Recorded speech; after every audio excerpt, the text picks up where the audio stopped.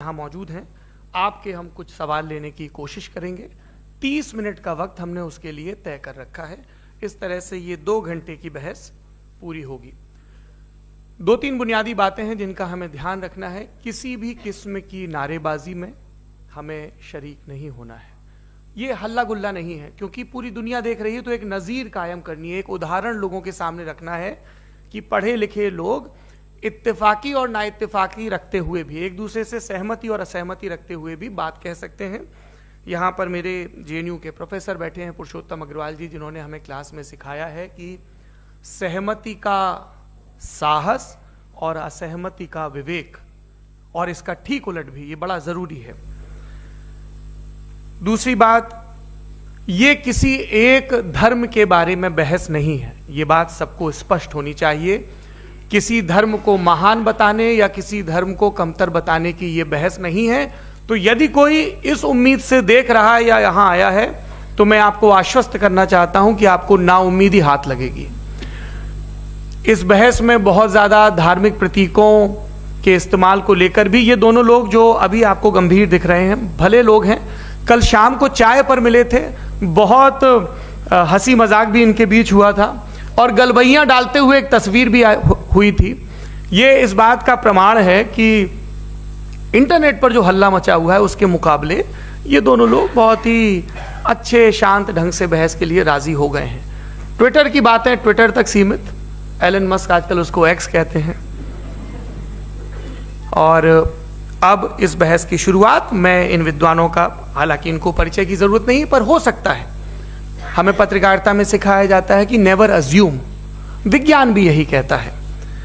मुफ्ती smile Nadvi साहब Islamic विद्वान, शिक्षाविद हैं, कोलकाता के वाहियान फाउंडेशन के संस्थापक हैं, लखनऊ की प्रतिष्ठित दारुल उलूम नदवतुल उलमा से ग्रेजुएशन किया है, सोशल मीडिया और सार्वजनिक मंचों पर अध्यापन और बौद्धिक कामों में सक्रिय हैं और इस समय इंटरनेशनल इस्लामिक यूनिवर्सिटी मलेशिया से PhD कर रहे हैं।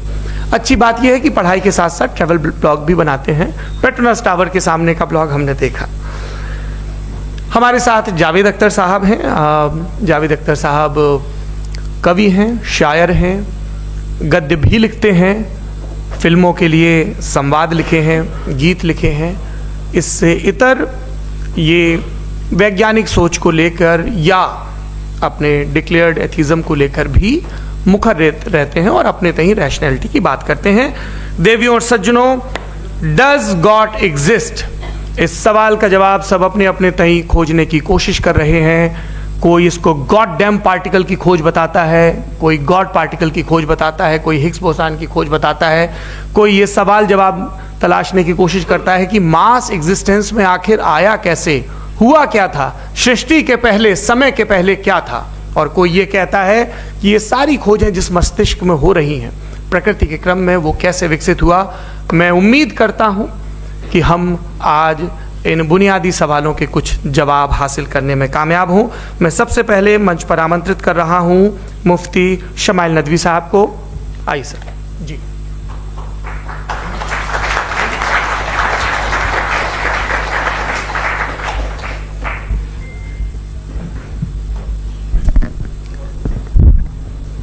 एक आखिरी गुजारिश, आप बोलना शुरू करें, आप लोग प्लीज अपने फोन फ्लाइट मोड पे या साइलेंट मोड पे रखें। एक बार चेक कर लें, कई बार बेध्यानी हो जाती है।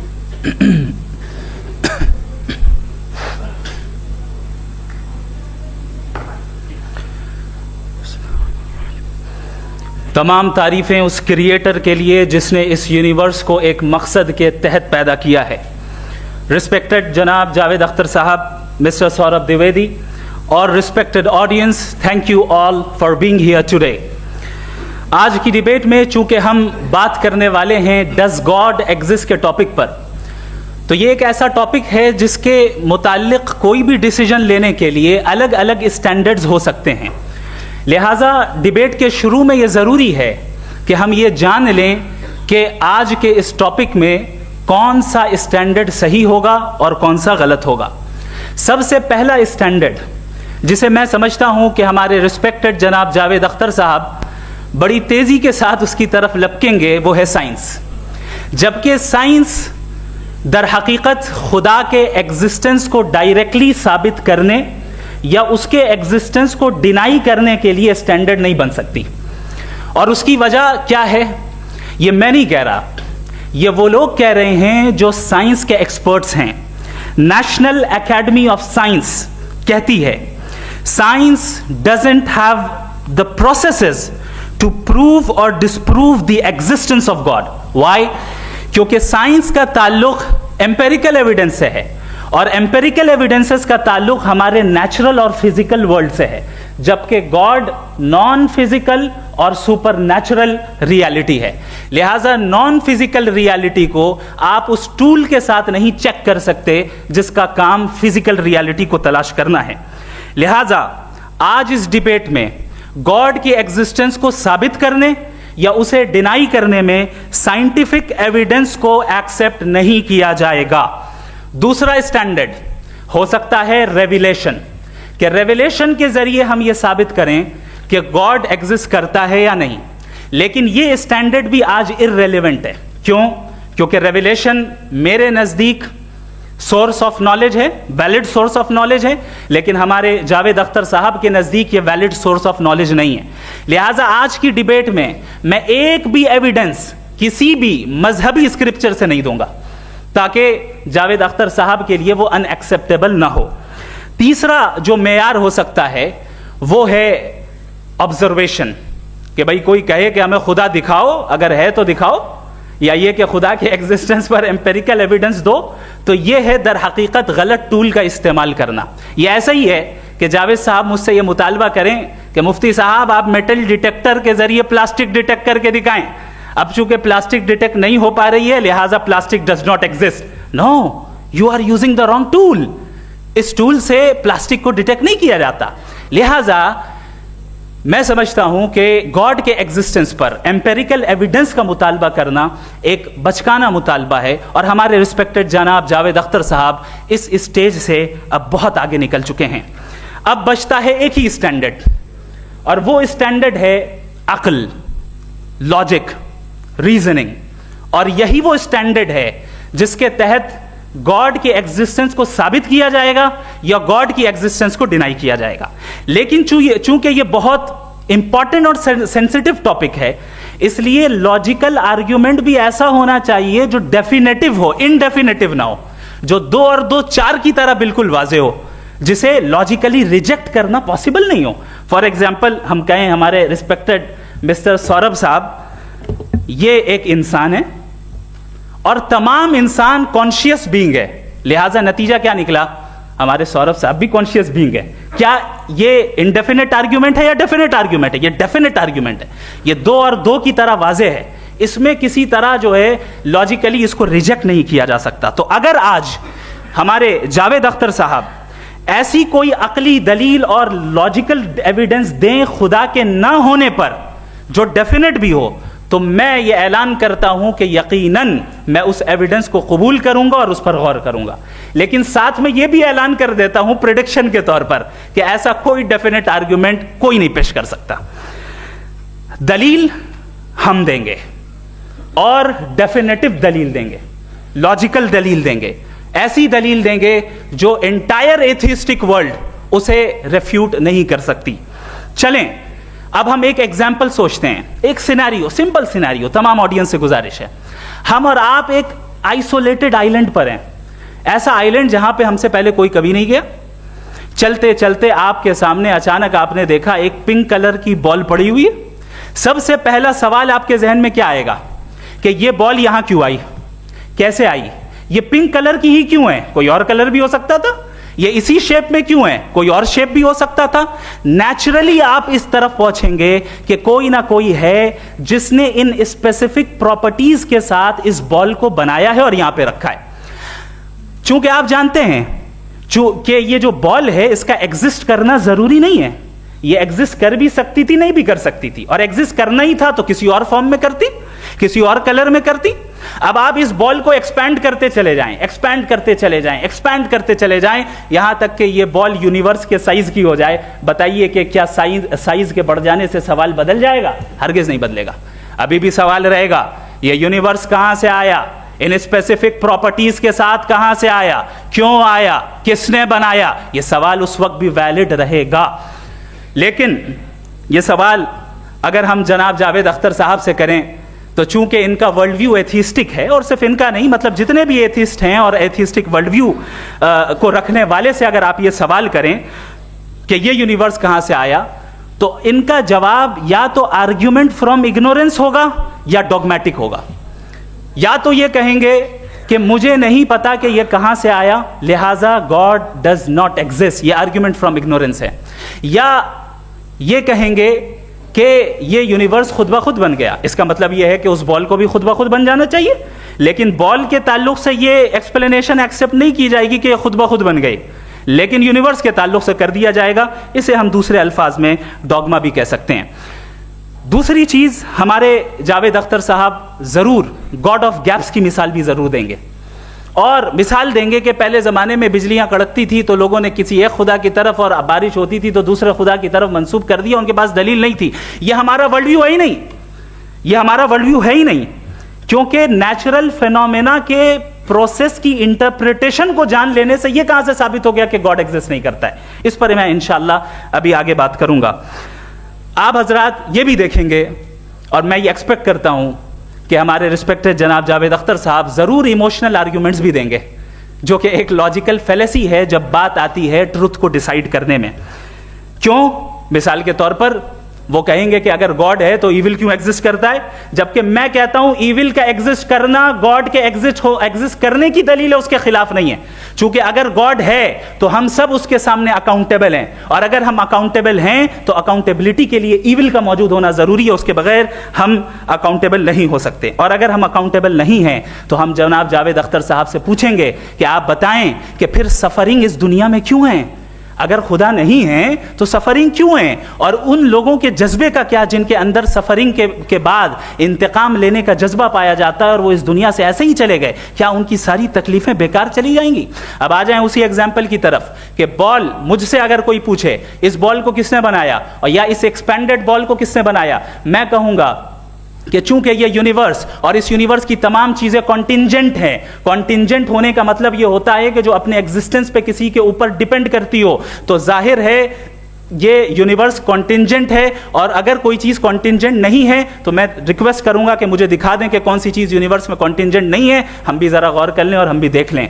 और जब कॉन्टिंजेंट चीजें मौजूद हैं तो फिलोसोफर्स की इस्तिलाह के मुताबिक, हम उस टर्मिनोलॉजी के मुताबिक हम उस जगह तक पहुंचते हैं और उस हस्ती तक पहुंचते हैं जिसे नेसेसरी बीइंग कहा जाता है, कि ये वो नेसेसरी बीइंग है जिसका मौजूद ना होना नामुमकिन हो। क्योंकि अगर ये मौजूद ना हो तो सारी चीजें एग्जिस्टेंस में आएंगी ही नहीं, और ये सारी कॉन्टिंजेंट चीजें उसी के ऊपर डिपेंड करती हैं। अब अगर आप ये सवाल करते हैं कि फिर उस हस्ती को किसने बनाया, फिर उसका कॉज क्या है, फिर उसका कॉज क्या है, फिर उसका कॉज क्या है, और एंडलेसली चले जाएं, इसे हम कहते हैं इन्फिनिट रीग्रेस ऑफ कॉजेस, जो कि लॉजिकल फेलेसी है।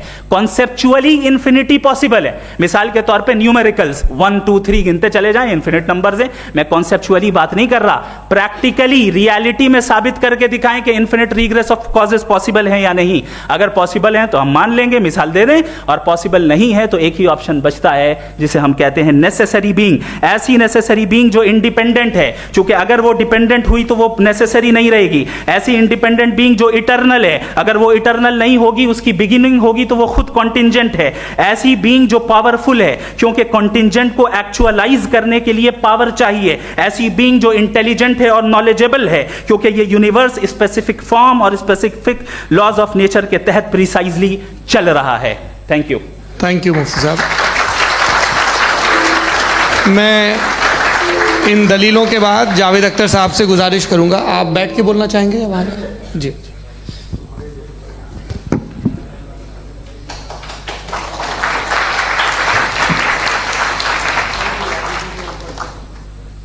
पहले तो मैं मुफ्ती साहब को एक अच्छी खबर देना चाहूँगा कि मेरी नॉलेज साइंस के बारे में बड़ी मामूली है, तो आप फिक्र ना करें उसकी, लेकिन कुछ कॉमन सेंस है मुझ में।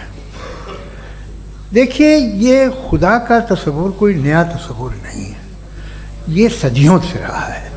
ये कुछ रिलीजन 3000 साल पुराने होंगे, 4000 साल पुराने होंगे, लेकिन इंसान कोई 10,000 12,000 साल से एग्जिस्ट करता है, होमोसेपियन की शक्ल में, और हमेशा कुछ ना कुछ मज़हब रहे। ये मज़हब जाहिलों के नहीं थे, ये मज़हब एक ऐसी ग्रीक सोसाइटी के थे जहाँ बड़े बड़े फिलोसफर्स पैदा हुए। ये मज़हब इजिप्शियंस के थे जिन्होंने पिरामिड्स बनाए थे।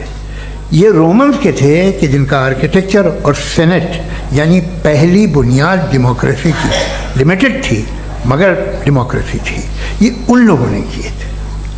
तो इनका जो जुपिटर था, रा था, ज़्यूस था, उन्हें उस पर इतना ही एतमाद था जितना आज किसी मजहबी आदमी को अपने खुदा पे होगा।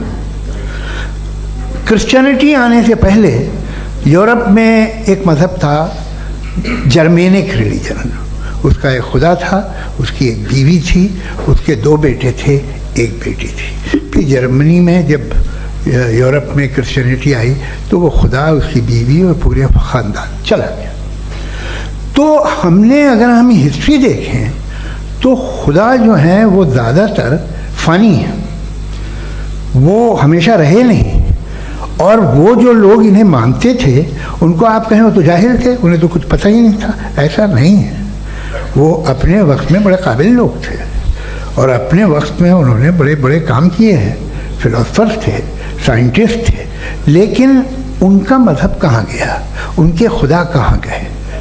आज जो खुदा हैं दुनिया में लोग उन्हें मानते हैं।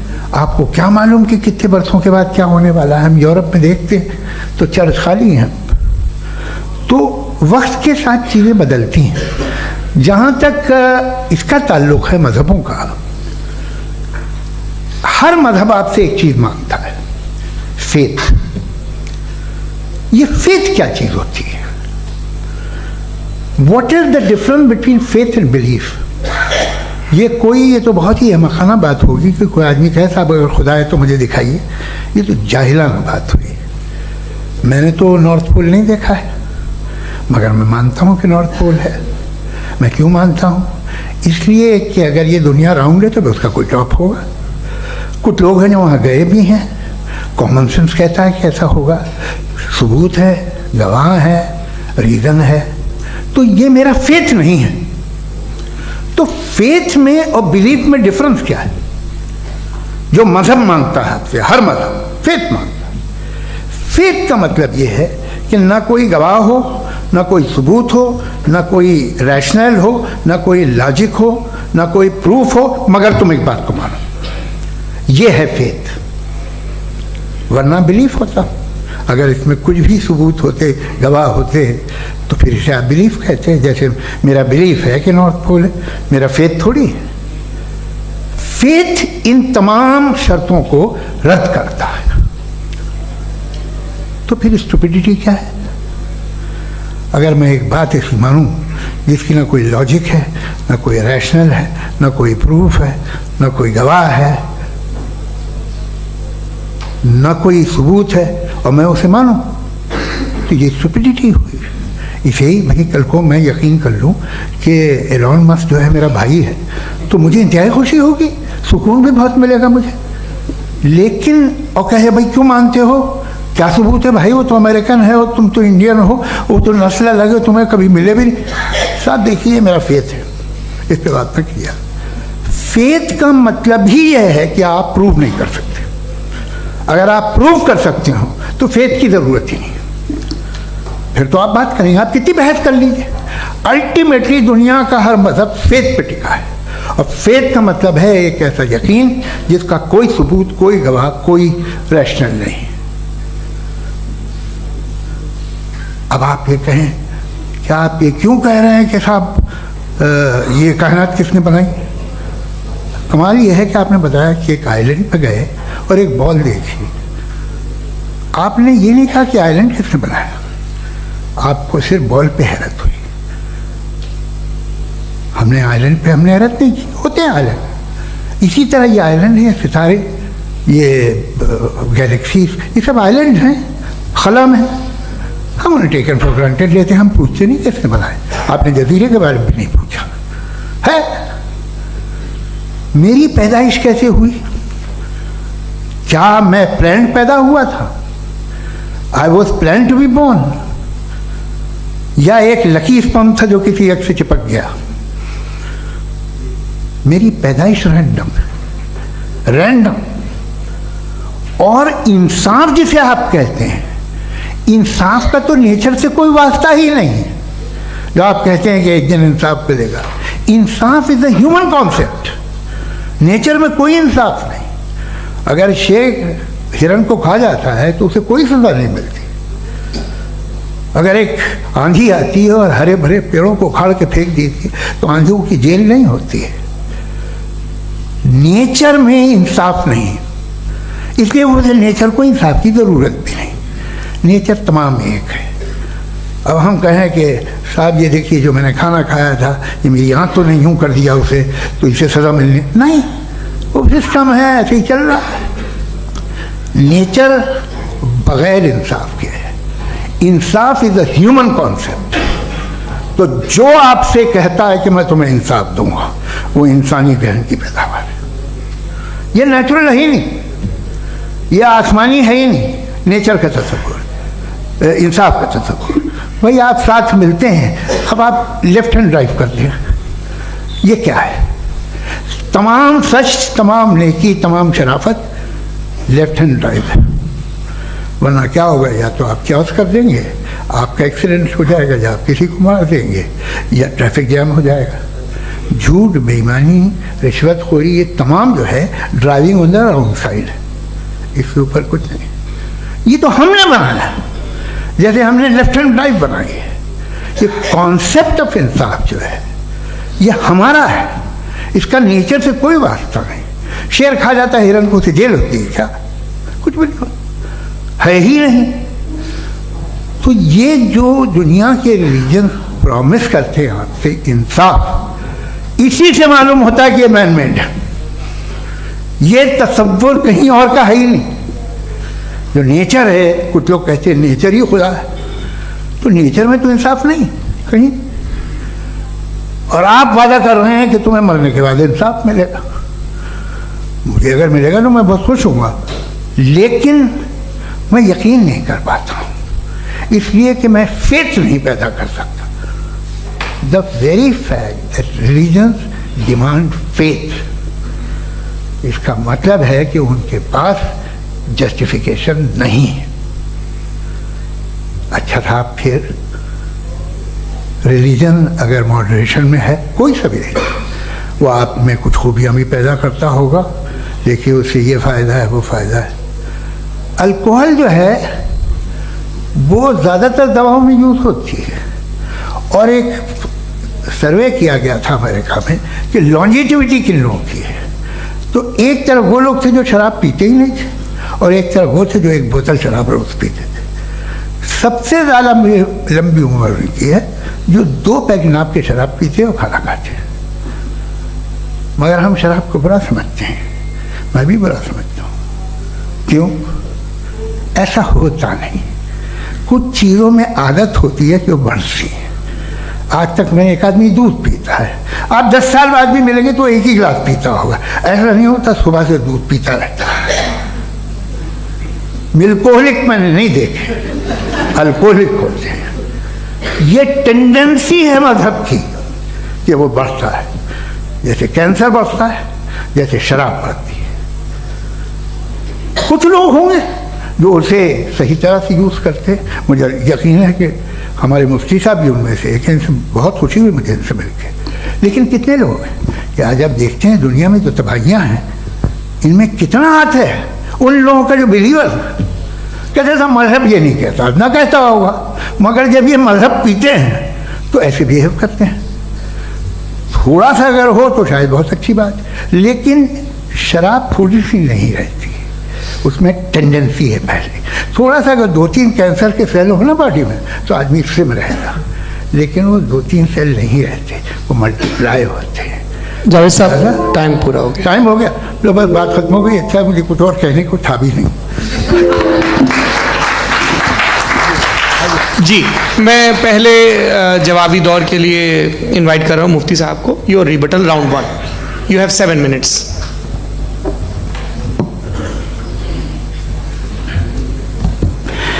Thank you very much Javed साहब। आपकी बात को सुनकर बड़े महजूज हुए हम लोग। महजूज, do you understand? We enjoyed. Okay, अब थोड़ा सा लॉजिकली उसको हम लोग ये देखते हैं। दरअसल हम लोगों ने कल गुजारिश की थी मुफ्ती साहब से भी, जावेद साहब से भी, कि हिंदुस्तानी ज़बान आम फहम सबको समझ में आ जाए और जहाँ कहीं आप मुश्किल शब्द इस्तेमाल करें वहाँ बताते भी चलें। Thank you. तो सबसे पहले हमारे रिस्पेक्टेड जावेद साहब ने हवाला दिया कि खुदा फ़ानी है। कितने मजहब आगे चले गए, किसी ने जुपिटर को खुदा माना, किसी ने किसी को माना। मैं कहता हूँ जिसने कॉन्टिंजेंट चीज़ को खुदा माना, गलत माना, वो खुदा ही नहीं, वो खुदा ही नहीं है। हम तो नेसेसरी बीइंग को साबित करने बैठे हैं, वो नेसेसरी कॉज जो इटरनल है, जो अबदी भी है और अजली भी है। हम किसी और को साबित करने नहीं बैठे। दूसरी चीज़ उन्होंने कहा कि फेथ एंड बिलीफ, ये एक ऐसी डेफिनेशन है फेथ की जो इन्होंने पहली मर्तबा पेश की है, या माफ़ कीजिएगा, इन्होंने पहली मर्तबा पेश नहीं की है, रिचर्ड डॉकिंस ने पहली मर्तबा पेश की है। मुझे मालूम है ये सोर्स कहाँ से है। एपिस्टेमोलॉजिकली फेथ और बिलीफ का फ़र्क आप इस तरह नहीं कर सकते सर। फेथ सही भी होता है, गलत भी होता है। बिलीफ सही भी होता है, गलत भी होता है। जो लॉजिक, रीजन और एविडेंस से बैक्ड होगा वो फेथ सही होगा। और आप जिस फेथ की बात कर रहे हैं कि इलॉजिकल है और उसके पीछे नहीं है, तो we are on the same page. हम नहीं मानते उस फेथ को, जो फेथ ऐसा हो जिसके पीछे कोई लॉजिक ना हो, एविडेंस ना हो, हम नहीं मानते। हम तो उस फेथ के कायल हैं जिसके पीछे लॉजिक हो और एविडेंस हो। तो बिलीफ सही भी होता है, गलत भी होता है, फेथ भी सही होता है और गलत भी होता है। तो आज फेथ और बिलीफ के डिफरेंस पे बात नहीं हो रही है। आज आप चाहे फेथ एक्सेप्ट कर लें या बिलीफ एक्सेप्ट कर लें, आज ये बात होगी कि ट्रूथ क्या है। चाहे ट्रू बिलीफ सही है या ट्रू फेथ सही है, और फॉल्स फेथ क्या है और फॉल्स बिलीफ क्या है, बात इस पे हो रही। दूसरी चीज इन्होंने पूछा, स्टुपिडिटी फिर क्या है? अगर फेथ, रिलीजन स्टुपिडिटी नहीं है तो और क्या है? चूंकि फेथ का मुतालबा करते हैं तो स्टुपिडिटी क्या है? मैं कहता हूं स्टुपिडिटी एथिज्म है। उसकी वजह यह है कि आप एक सड़क पे जा रहे हो और आप किसी गार्डन में जाएं और देखें वहां लिखा है फूलों के साथ I love Javed Akhtar, and I really do, I love you sir. So जब आप वहां पर पहुंचे तो वहां पहुंचकर अब ये बताएं, क्या आप ये कहेंगे वाह व्हाट अ नेचुरल सिलेक्शन? ये क्या नेचुरल सिलेक्शन है? नहीं, ये प्रिसाइजली डिजाइंड है, इसके पीछे डिजाइनर है। लिहाजा अगर कोई एक ऐसी कॉमन सेंस की बात को कबूल नहीं कर रहा है कि यूनिवर्स जो इतने प्रिसाइजली काम कर रहा है, हम कह दें कि खुद ब खुद बन गई, मैं समझता हूं इससे बड़ी स्टुपिडिटी और कुछ नहीं है। ये इर्रेशनल चीज है। फिर हमारे सर ने कहा कि आपने बॉल पे फोकस किया, आइलैंड पे फोकस नहीं किया। अरे आइलैंड को किसने बनाया यही समझाने के लिए तो बॉल की मिसाल दे रहा हूं। और बॉल भी कॉन्टिंजेंट है, आइलैंड भी कॉन्टिंजेंट है, दोनों नेसेसरी बीइंग का मुतालबा करते हैं। आगे इन्होंने कहा कि नेचर में कोई इंसाफ नहीं है। हम डिसाइड करते हैं कि मोरालिटी क्या होती है, इंसाफ क्या होता है। हम डिसाइड करते हैं, जैसे ड्राइविंग सीट में ट्रैफिक वाला, ये तो किसी खुदा ने नहीं कहा, ये है, इसे कहते हैं फॉल्स इक्विवेलेंस। ये एक लॉजिकल फेलेसी है। आपने जो है मिसाल दी ड्राइविंग की और ट्रैफिक की, ये सब्जेक्टिव मोरालिटी है। आप सब्जेक्टिव मोरालिटी को मिसाल बनाकर ऑब्जेक्टिव मोरालिटी के ऊपर नहीं थोप सकते। इंसाफ की ऑब्जेक्टिव मोरालिटी। अगर आप ये कहते हैं कि नेचर में इंसाफ नहीं है तो इंसाफ का न होना ये नेचुरल हुआ, तो फिर नेचर को नेचर रहने दे, क्यों हम इतना स्ट्राइव कर रहे हैं दुनिया में इंसाफ लाने के लिए? ये तो इलॉजिकल बात है, इर्रेशनल बात है। इसलिए बहुत सी चीजें ऐसी हैं जो ऑब्जेक्टिवली जो है इविल या गुड हैं, और बहुत सी चीजें ऐसी हैं जो सब्जेक्टिवली हैं। सब्जेक्टिवली जो मोरल होता है या इमोरल होता है उसको हम सोशल कंसेंसस से या पर्सनल प्रेफरेंस से डिसाइड करते हैं। लेकिन जो ऑब्जेक्टिव मोरालिटी है जिसमें इंसाफ आया, जो इन्होंने बार बार रिपीट किया, ये ऑब्जेक्टिव है, सब्जेक्टिव नहीं है। अगर आप कहते हैं ये सब्जेक्टिव है तो मेरा सवाल आपसे ये है, क्या सोशल कंसेंसस के जरिए अगर जुल्म को सही करार दे दिया जाएगा तो आप जुल्म को जस्टिफाई करेंगे? दूसरी चीज इन्होंने ये कहा कि 2 पैक शराब पी लें तो वो उतने पे नहीं रहता, बढ़ जाता है। यही मामला मजहब के साथ है। 2 पैक आप पी लें बढ़ेगा। तो ये एक ऐसी मिसाल है, इसको कहीं भी फिट कर लें कि आप एथिज्म पे जब फिट करें, जब आप 2 पैक एथिज्म का लेंगे ना तो वो बढ़ बढ़ के नॉर्थ कोरिया बनेगा। Thank you.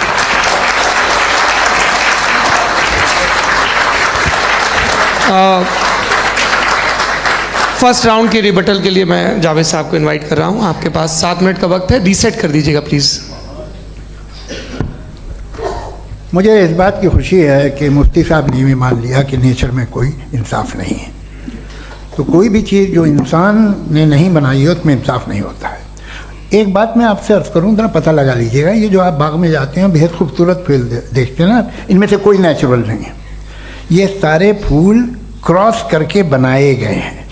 जो जंगल में फूल होते हैं नहायत मामूली होते हैं, ये फूल इंसानों ने बनाए हैं। जो आप बाग में देख के वाह वाह कहते हैं, ये इंसानों के बनाए हुए हैं। डिफरेंट फूलों को क्रॉस करके, डेवलप करके, फिर क्रॉस करके इस तरह से बनाए गए। नेचुरल फ्लावर नहीं। किसी जंगल वीरान में जाके आप गुलाब के फूल नहीं देखेंगे। ये सब बनाए हुए इंसान ने, बहुत से काम इंसान ने किए हैं। बाकी है कि आपने मेरी एक बात का जवाब नहीं दिया, जिससे मुझे शिकायत है कि फेथ क्या है और आप फेथ मांगते क्यों हैं मुझसे।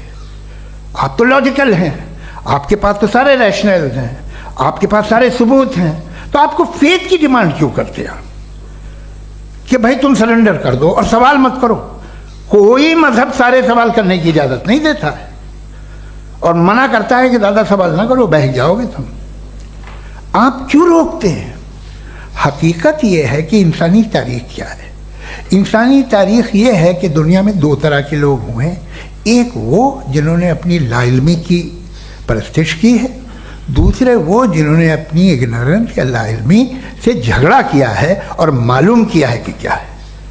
ये जो आप कह रहे हैं, आज आप हैरान हैं कि भाई ये यूनिवर्स कैसे बनी। लोग हैरान थे कि सूरज डूबता है तो इधर से कैसे निकलता है। और आप एक कदम जाके हमेशा का मानने को तैयार है, एक कदम पीछे ही मान जाइए। भाई आप इसके बाद जाते हो, कहते सवाल ना करना कि ये कहाँ से आया, ये पावर तो हमेशा से हमेशा रहेगी। तो आप यूनिवर्स के बारे में मानने में क्या तकलीफ है? एक कदम पहले रुक जाइए। ये हमेशा से थी या नहीं थी हमें मालूम नहीं है। और ये कहना कि हमें मालूम नहीं है, कमाल ये है कि दुनिया के सारे मज़हब सब जानते हैं ये दुनिया कैसे बनी थी, कैसे मिटेगी, मरने के बाद क्या होगा, इनको सब इल्म है। इनको किसी को डायनासोर होते थे पहले ये नहीं पता था, किसी को नहीं पता। किसी भी दुनिया की मजहबी किताब में डायनासोर का जिक्र नहीं है। लेकिन बाकी सब बातें, how to make universe in 4 easy lessons and बाकी सब पता है। जिसको सब पता है वो गड़बड़ है। हम में ये इंकिसार, ये ह्यूमिलिटी होनी चाहिए कि हम ये कहें कि हमें ये बहुत सारी बातें नहीं मालूम, लेकिन हम उनकी परस्तिश ना करें, अपनी लाइल्मी को की परस्तिश ना करें, हम उसे पता लगाने की कोशिश करें। जिस दुनिया में आप बैठे हैं सर, ये हॉल जो है, ये इलेक्ट्रिसिटी जो है, ये माइक जो है, जिस हवाई जहाज से आप आए थे, वो जिस कार से आप यहाँ आए हैं, ये सब उन लोगों की बनाई हुई है जिन्होंने सवाल किए थे। ये दुनिया जिसमें आप आज आराम से हैं, ये उन लोगों की बनाई है कि जिन्होंने सवाल किए थे। और हर स्टेज पे इन सवालों को मकरूह कहा गया था, गलत कहा गया था। आप जरा तारीख पढ़िए, एक बड़ी दिलचस्प किताब है बर्ट्रैंड रसेल की, जिसमें उसने रिलीजन एंड साइंस कि कब से रिलीजन जो है साइंस के अगेंस्ट है। और हद तो यह है कि भाप के इंजन के खिलाफ थे, स्टीम इंजन के भी खिलाफ थे, और फतवे हुए उन पर, वेटिकन ने दिए। तो ये हमेशा, अभी जैसे ही ये राइट विंगर आते हैं अमेरिका में पावर में, तो वो जो अपना ये क्या बोलते हैं उसे, सीड क्या वर्ड है, सीड क्या जो, हाँ नहीं सीड जो होते हैं जिन पे जी, नहीं भाई, वो जो ह्यूमन बॉडी के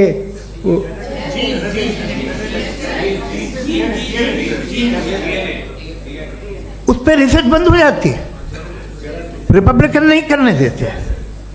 अरे भाई इतना डर क्या है तुम्हें? एक ज़माने में बहुत नाराज़ थे ये सारे मजहबी लोग कि ये इंसान तो इंसान बनाने की कोशिश कर रहा है। आपको क्या तकलीफ भाई, बना ले तो बना लेने दो, ये खौफ क्या है?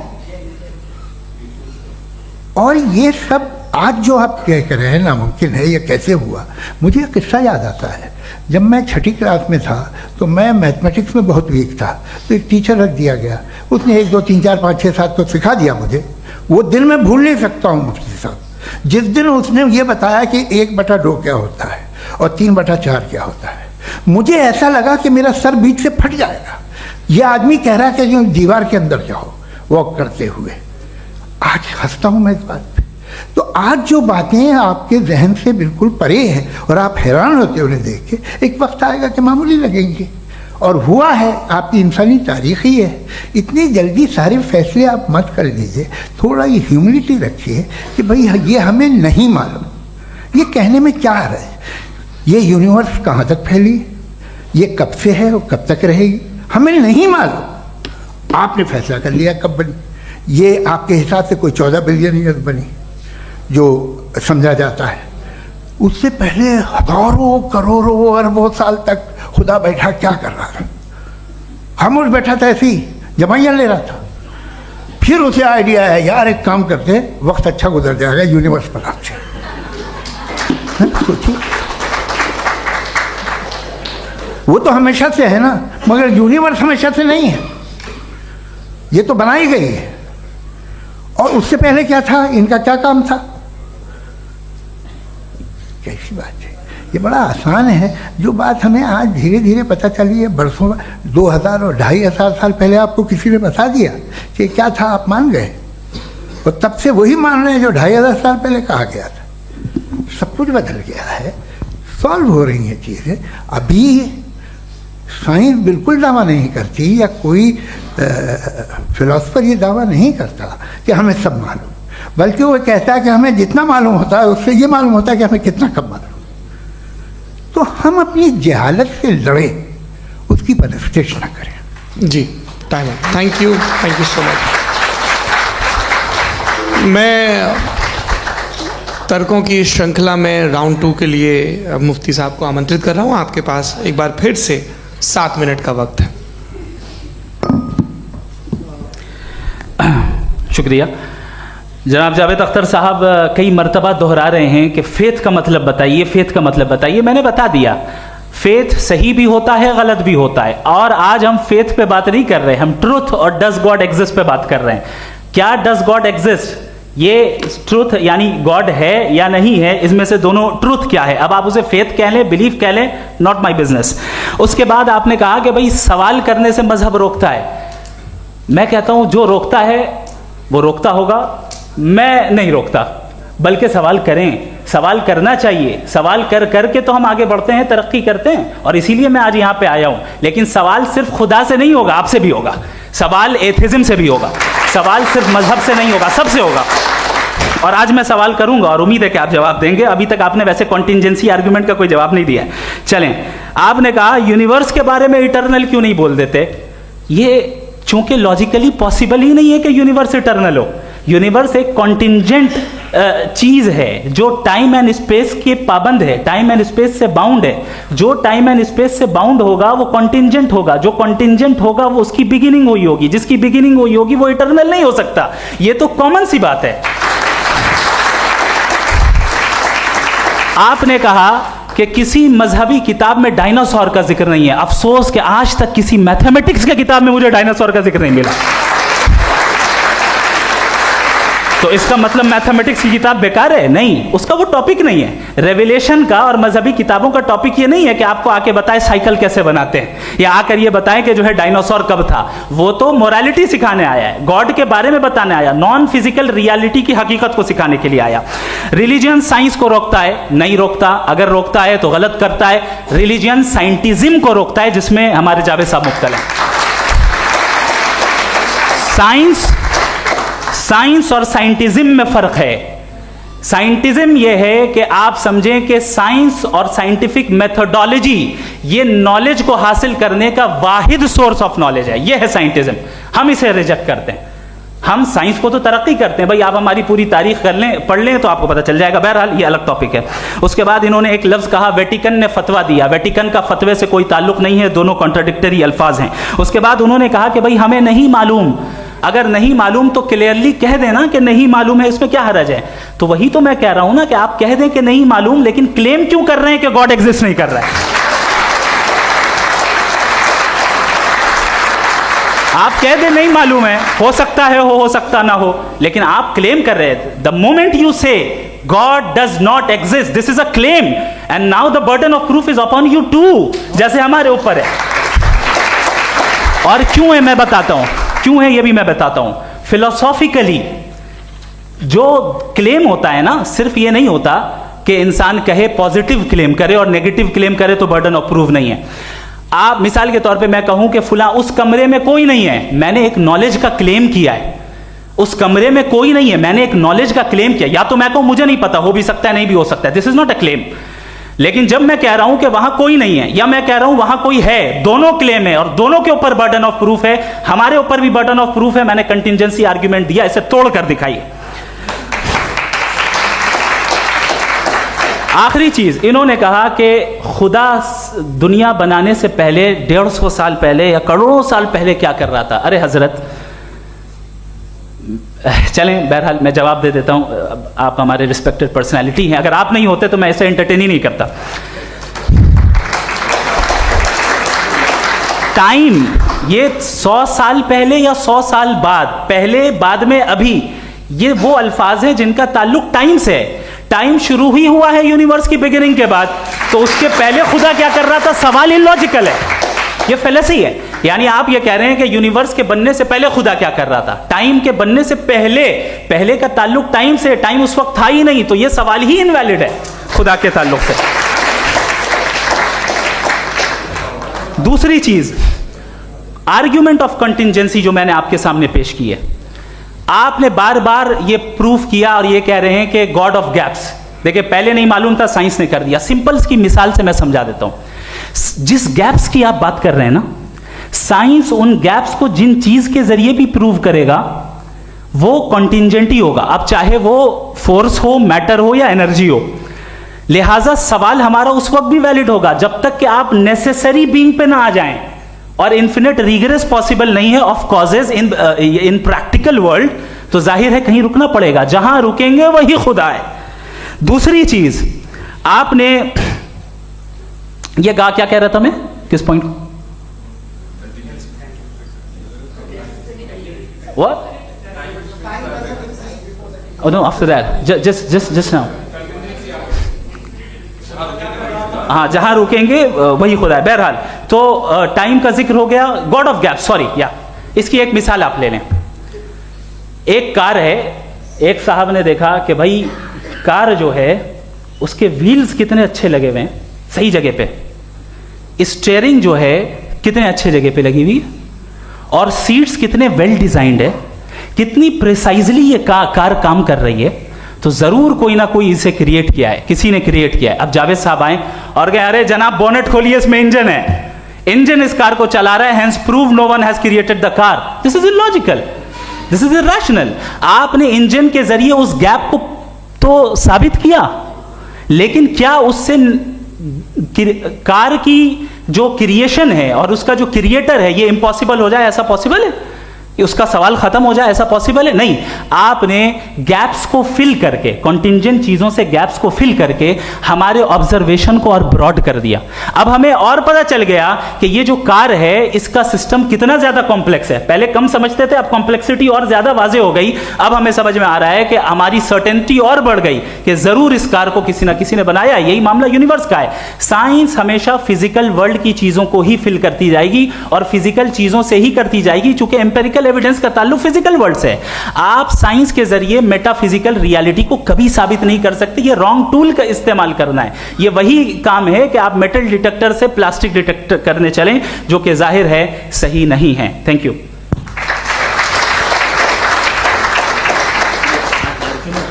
जी, ये आर्ग्यूमेंट का राउंड 2 है। हाँ। 7 मिनट है।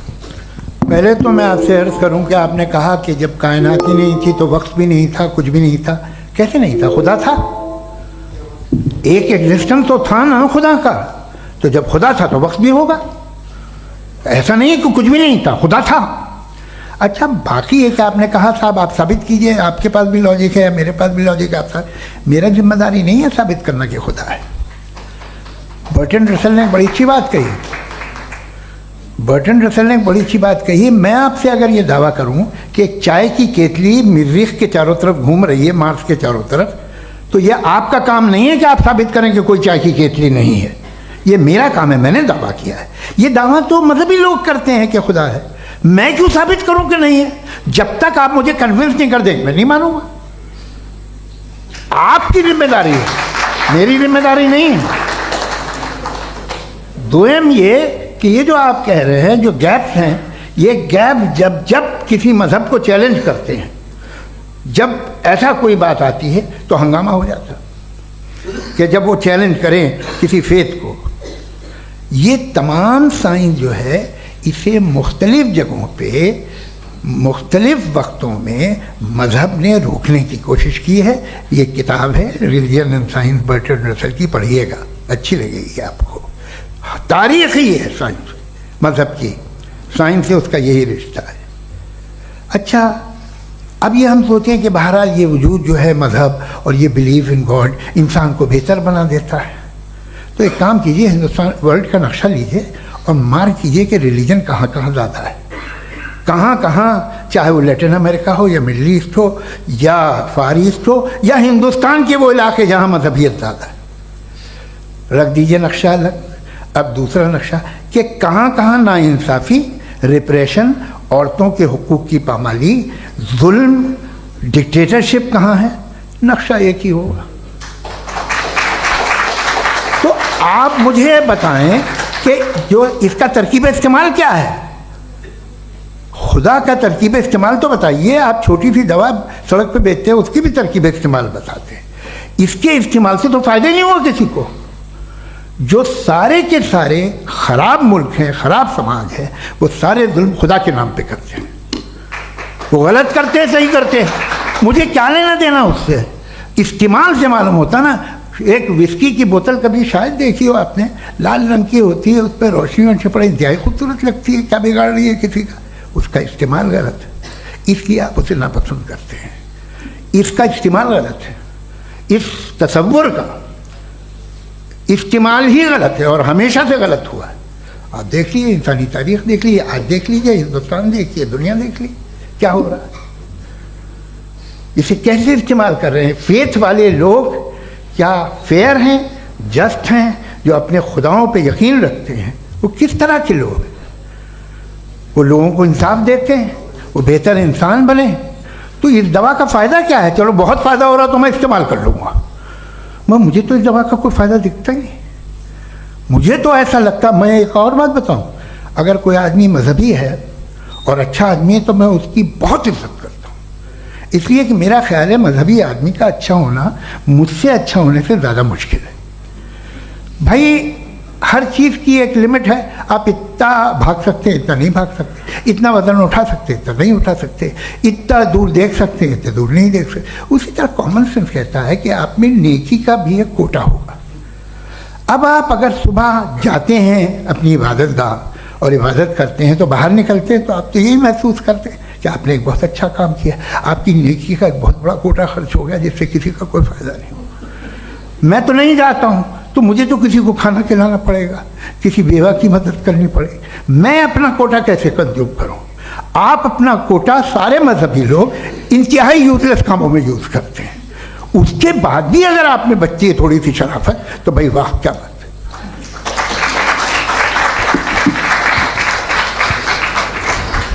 एक तो मुझे ये बात बहुत अच्छी लग रही है कि दोनों ही विद्वान समय को मानते हैं और बहुत समय से अपनी दलीलें और बाज़ दफ़ा समय से पहले अपनी तकरीरें पूरी करके अपनी अपनी कुर्सी पर बैठ रहे हैं। ये इस आर्ग्यूमेंट का राउंड 2 पूरा हुआ। अब रिबटल का राउंड 2 है और उसके बाद क्रॉस एग्जामिनेशन होगा। नहीं, आपका आर्ग्यूमेंट हो गया सर। हमारे यहाँ स्कूल के सिलेबस में पंच परमेश्वर कहानी पढ़ाई जाती है, प्रेमचंद जी की लिखी हुई। आप निश्चिंत रहिए, आपके कोई राउंड में मिस नहीं होने दूंगा। रिबटल का राउंड 2 मुफ्ती शमाइल नदवी साहब।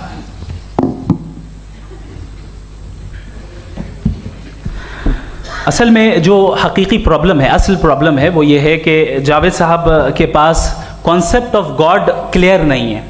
इन्होंने कहा कि कायनात से पहले खुदा तो था, तब भी तो टाइम होगा। ये टाइम कायनात का हिस्सा है। हम उस खुदा को मानते हैं, नेसेसरी बीइंग का टाइमलेस होना जरूरी है, चूंकि वो टाइम का क्रिएटर है। जब उसने टाइम को क्रिएट किया तो वो खुद टाइम पे कैसे होगा? उसने जब स्पेस को क्रिएट किया तो खुद स्पेस में कैसे होगा? अगर वो टाइम एंड स्पेस को पहले से ही उसका पाबंद है तो फिर किस चीज को उसने क्रिएट किया? लिहाजा ये सवाल गलत है कि खुदा था तो टाइम होगा, बिल्कुल नहीं। टाइम के पाबंद हम है, खुदा नहीं है। हम फिजिकल वर्ल्ड से ताल्लुक रखते हैं, वो मेटाफिजिकल रियलिटी है। दूसरी चीज इन्होंने मिसाल दी कि चाय की केतली हवा में घूम रही होगी, और पता नहीं शायद वो बर्टन रसल का उन्होंने हवाला दिया। बहरहाल यही प्रॉब्लम है। प्रॉब्लम यही है कि हम चीजों के दरमियान डिफरेंशिएट नहीं कर पाते हैं। ये जो आपने मिसाल दी ये इमेजिनेशन है, और मैं जो साबित कर रहा हूं वो लॉजिकल नेसेसिटी है। आप इमेजिन करने आए तो कुछ भी करें, जुपिटर में पिंक एलिफेंट होगा, यूनिकॉर्न होगा, करें, उससे कायनात पे क्या फर्क पड़ता है? उससे आप लॉजिकल नेसेसिटी साबित नहीं कर सकते। मैं तो उस प्राइम कॉज की बात कर रहा हूं, उस नेसेसरी बीइंग की बात कर रहा हूं जिसके बगैर इस कायनात का एग्जिस्टेंस मुमकिन नहीं है। दूसरी चीज, मजहब को साइंस चैलेंज करती है वगैरह वगैरह, ये हमारा टॉपिक ही नहीं है। मैं इस पे बात करूंगा तो फिर मेरा वक्त चला जाएगा। मजहब के ऊपर चूंकि हमारी डिस्कशन नहीं है, साइंस को मजहब और बिलखुसूस मैं और हमारा वर्ल्ड व्यू कम अज कम साइंस को पीछे नहीं करता है, साइंटिज्म की मजम्मत करता है। इसकी वजाहत मैंने पहले कर दी। दूसरी चीज इन्होंने कहा वर्ल्ड का नक्शा लीजिए, वर्ल्ड मैप लीजिए, दो अलग अलग जगह की। हजरत मैंने ये होमवर्क किया था, और मैंने मिडिल ईस्ट का एक नक्शा लिया और यूरोप का एक नक्शा लिया, ये मजहबी इलाका और ये लिबरल और एथीस्ट इलाका। मुझे पता चला कि सबसे ज्यादा रेप केसेस जो हैं वहां पर है।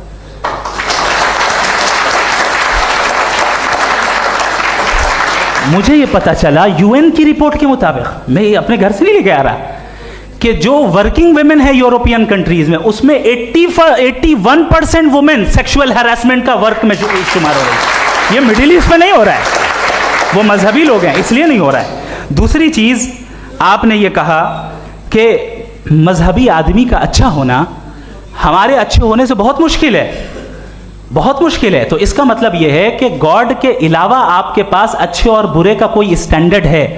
मैं चाहूंगा कि कन्वर्सेशनल स्टाइल वाली डिस्कशन और सेगमेंट पे इसी पे बात कर लेते हैं। Thank you very much.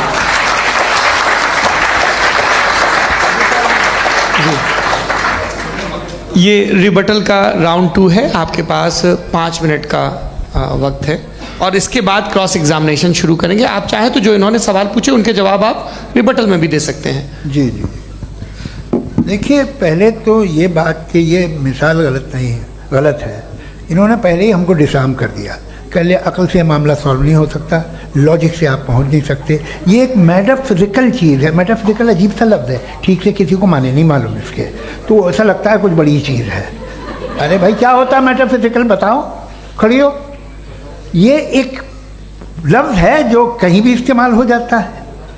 जब आप एक बात कर रहे हैं और आप मुझसे बहस कर रहे हैं तो मुझे मेटाफिजिकल मत बताइए, आप लॉजिकली मुझे प्रूव किए। और अगर लॉजिकली आप नहीं बात करते साहब ये मेटाफिजिकल है, तो फिर हम आप बात क्या कर रहे हैं? मेरा आपका किस ज़बान में कॉन्वर्सेशन होगा? और ये कहना कि वक्त पहले नहीं था, तो फिर क्यों कहते हैं ये हमेशा से और हमेशा रहेगा? हमेशा वक्त है, तो आप कैसे कहते हैं वो हमेशा से है और हमेशा रहेगा? हमेशा का मतलब है कोई वक्त, अगर वक्त ही नहीं है तो हमेशा कैसे? बाहर वो रहेगा। अब मैं ये देखता हूँ, आपने कहा ना कि वहाँ रेप ज़्यादा होते हैं, तो हम एक बात देखते हैं कि ये दुनिया जिसमें वो कादर मुतलक है, जिसकी मर्ज़ी के बगैर पत्ता भी नहीं हिलता, ओमनीपोटेंट है, ये दुनिया चल कैसे रही है? और इस दुनिया का हाल क्या है? 45,000 बच्चे जो 10 साल की उम्र से कम थे वो गाजा में मरे। भूख से काला हांडी में बच्चे मरते हैं और डिप्थेरिया से मरते हैं। डिप्थेरिया अजीब मर्ज है, गले में जाली बनना शुरू होती है, बच्चा नीला हो जाता है, गरीब का बच्चा, इसलिए कि उपास इलाज में। ये कादर मुतलक है, जो चाहे कर दे। इससे आप दुआएं मांगते हैं हमारी ये काम कर दे वो कर दे, तो इसका मतलब डे टू डे लाइफ में वो इंटरफेयर करता है और ये देख रहा है वो। अगर वो वाकई भी है फॉर डिस्कशन सेक, तो मैं जब दुनिया देखता हूँ तो मेरे दिल में उसके लिए कोई इज्जत नहीं पैदा होती। ये क्या कर रहे हो तुम पूरे ऑल पावरफुल हो, ओमनीपोटेंट हो, ओमनी प्रेजेंट हो। तुम तो वहाँ गादा में रहे होगे ना, तुम हर जगह हो। तुम देख रहे थे कि बच्चे की कैसे धज्जियाँ उड़ रही, तुम देख रहे थे। और तुम चाहती हो मैं तुम्हारी परस्तिश करूँगा, तुम हो भी। अरे यार, इससे अच्छे तो हमारे चीफ प्राइम मिनिस्टर हैं, कुछ तो ख्याल करते हैं। आप किसकी इबादत कर रहे हैं? अगर वो है भी, ये दुनिया नाइंसाफी से, जुल्म से, जबर से, तशद्दुद से भरी हुई है। और आप ये मत कहिएगा कि वो देख रहा है और वो बताएगा एक दिन। अगर वो देख रहा है और इंटरफेयर नहीं करता तो आप दुआ क्यों मांगते? आप कहते हैं मेरा ये काम करा दे, इसके मतलब है वो दखल दे सकता है, वो आपको नौकरी दिलवा सकता है, भले दूसरे आदमी को न मिले, मगर आपका काम कर देगा चूंकि आपने दुआ मांगी है। तो जब वो आपको नौकरी दिला सकता है, लड़की की शादी कर सकता है, बेटे को ग्रीन कार्ड दिलवा सकता है, तो कम से कम ये जो मर रहे हैं बच्चे, इनको रोक दे, कुछ तो कर। मुझे तो दुनिया में, इस दुनिया का कोई मालिक है, इसका ओमनीपोटेंट कोई रूलर है, और ये दुनिया ऐसी चल रही है। मैं तो चाहूँगा कि भाई ना हो, अगर हो तो बड़ी शर्मिंदगी की बात है। शुक्रिया।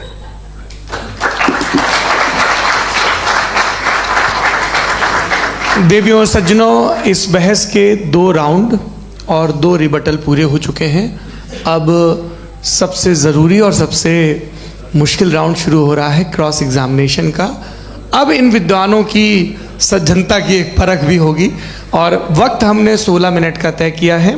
पहला सवाल आप पूछना चाहेंगे? जी बिल्कुल।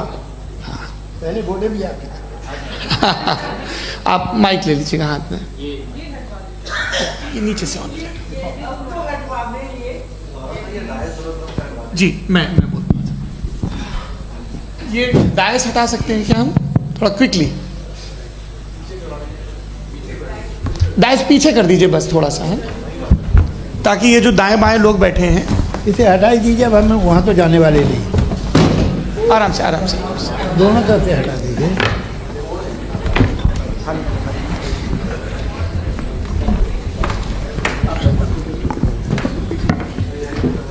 इस बीच आप लोग भी अपने अपने सवाल तैयार कर लें। ये ध्यान रखेंगे कि मैं यहाँ से सवाल लूँगा, आप लोगों को अपना हाथ ऊपर करना है, अपना नाम बताना है और अधिकतम 3 वाक्यों में अपना सवाल पूरा करना है। कई लोग सवाल की जगह भाषण देने लगते हैं, उससे आज बचना है। जी मुफ्ती साहब, पहला सवाल आपका, 16 मिनट हैं, हम दोनों लोगों के सवाल लेंगे। जी बहुत शुक्रिया। आपकी जो अभी बात हुई बहुत अहम थी, मैं इसको चाहूँगा कि आगे डिस्कस करूँ, लेकिन चूँकि अभी ये वो सेगमेंट है क्रॉस एग्जामिनेशन, तो सबसे पहला सवाल आपसे ये है कि जो मैं इतनी देर से कॉन्टिंजेंसी आर्ग्यूमेंट आपको बता रहा था, ये अकल से ही बता रहा था हजरत, आप ये बताएं कि आप इन्फिनिट रिग्रेस ऑफ कॉजेस को पॉसिबल मानते हैं या नेसेसरी बीइंग के एग्जिस्टेंस को सही समझते हैं? चूँकि 2 ही ऑप्शन हो सकता है, आप ये बताएं। देखिए, आपको मैं ईमानदारी से बात करूँ, एक तो मैं कॉन्टिजेंसी वर्ड ठीक से समझता नहीं, और इस वक्त भी जो आपने अंग्रेज़ी के अल्फाज इस्तेमाल किए वो ज़रा थोड़े से मुझे डिफ़िकल्ट और कॉम्प्लिकेटेड लगे, तो आप ज़रा सिंपल ज़बान में सवाल कर सकते हैं? बिल्कुल कर सकता हूँ जी। यूनिवर्स की हर चीज़ कॉन्टिंजेंट होने का मतलब ये है कि वो अपने एग्जिस्टेंस में किसी के ऊपर डिपेंडेंट है। जो भी चीज़ डिपेंडेंट होगी वो चीज़ इंडिपेंडेंट नहीं हो सकती, तो उसका कोई ना कोई कॉज होगा। तो अब आप क्या समझते हैं कि ये इन्फिनिट रिग्रेस है, यानी कॉज पर कॉज, कॉज पर कॉज, कॉज पर कॉज, और कभी कोई यानी ये एंडलेसली चलता रहा? क्योंकि अगर ऐसा होगा तो हम तो एग्जिस्टेंस में आते ही नहीं। लॉजिकली ये मुत्तफक अलैह चीज़ है, मुत्तफक अलैह अग्रीड अपॉन। ओके, इस पे हमने एग्री किया था कि मुश्किल शब्द आएगा तो अर्थ बताना पड़ेगा। तो इन्फिनिट रिग्रेस तो पॉसिबल नहीं है, तो कहीं ना कहीं आपको रुकना पड़ेगा ऐसे नेसेसरी बीइंग पर। नहीं, कोई ज़रूरत नहीं रुकने की। किसने कहा आप रुकना पड़ेगा? आप रुकते हैं खुदा पे, आप नहीं रुकते। आप कहते हैं वो हमेशा से, जब उस वक्त से जब वक्त नहीं था। आप कहाँ रुकते हैं कि अब हुआ था वो? आप नहीं कहते। हम क्यों नहीं मान सकते कि यूनिवर्स जो है और बल्कि मल्टीवर्सेस जो है वो हमेशा से हैं, वो बनती है, बिगड़ती है। एक हमारे यहाँ एक चीज़ है ब्लैक होल, वो समेट लेता है वापस, फिर ब्लास्ट होता है, फिर फैल जाता है। और इसमें हमारी तो खैर कोई औकात ही नहीं है इंसान की।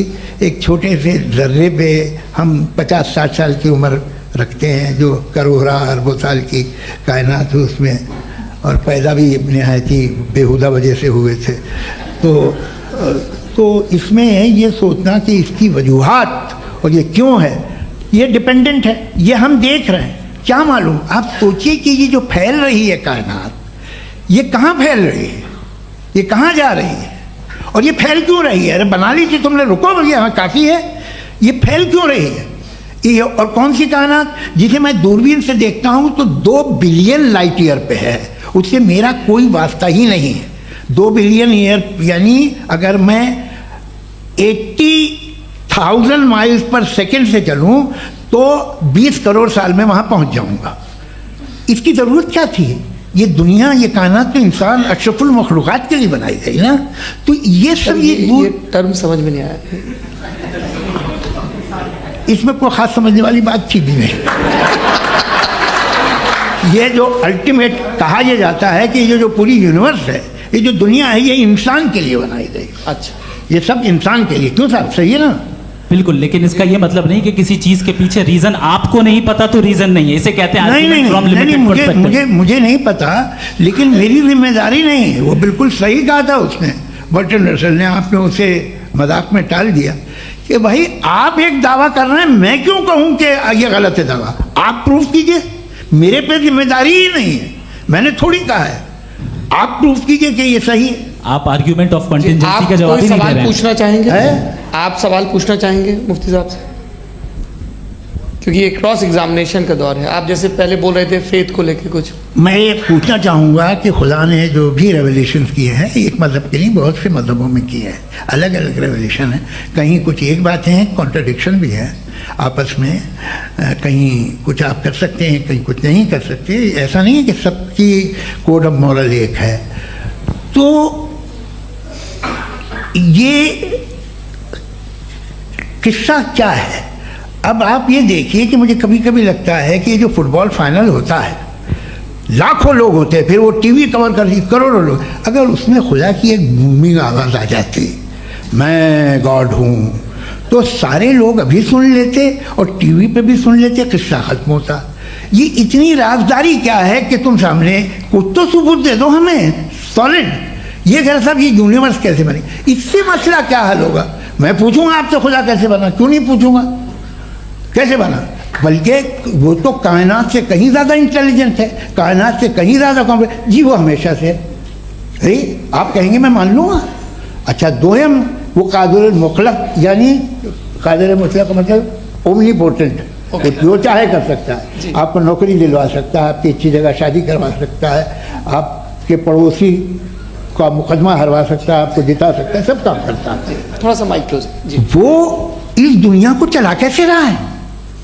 ये दुनिया कैसे चल रही है? आपको इस पर हैरत नहीं होती? या क़यामत के बाद कभी एक जस्टिस होगा, जब ये बच्चा मर चुका होगा जिसकी धज्जियाँ उड़ गई बम से, इसको इंसाफ मिलेगा तब? अच्छा, अब जवाब दूं? हाँ दीजिए। मैं इसीलिए आप की तरफ आता। सबसे पहले आपने रेवलेशन और स्क्रिप्चर्स की बात की, इस पे मैं बात कर सकता हूं लेकिन आज नहीं करूंगा चूंकि वक्त कम है, कभी और इस पे डिस्कस करेंगे। मैं तैयार हूं उस पे भी बात करने के लिए। ये अभी से राउंड 2 की भूमिका तय हो रही है। Does God exist round 2? जी, चूंकि आज गॉड के एग्जिस्टेंस पे बात है तो मैं उसी के रिलेटेड जो है आपके सवालात को एंटरटेन भी करूंगा और मैं भी पूछूंगा।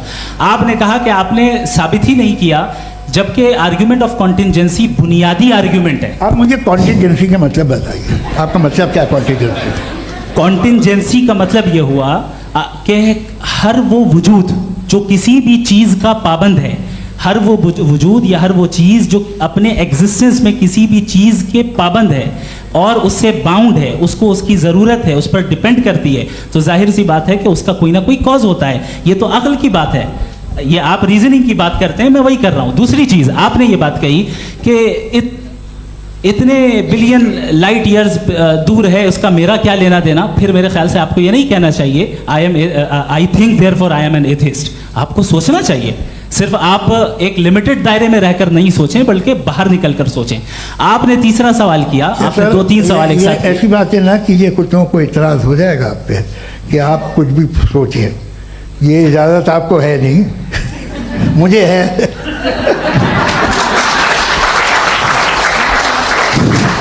जी आपने प्रॉब्लम ऑफ इविल के ताल्लुक से सवाल किया और बार बार आप एक लफ्ज रिपीट कर रहे हैं कि ओमनीपोटेंट गॉड है, ऑल पावरफुल गॉड है। यही तो दरअसल समझना है कि गॉड का कॉन्सेप्ट क्या है। प्रॉब्लम ऑफ इविल जो है, प्रॉब्लम ऑफ इविल दर हकीकत दो असम्पशंस पर कायम है।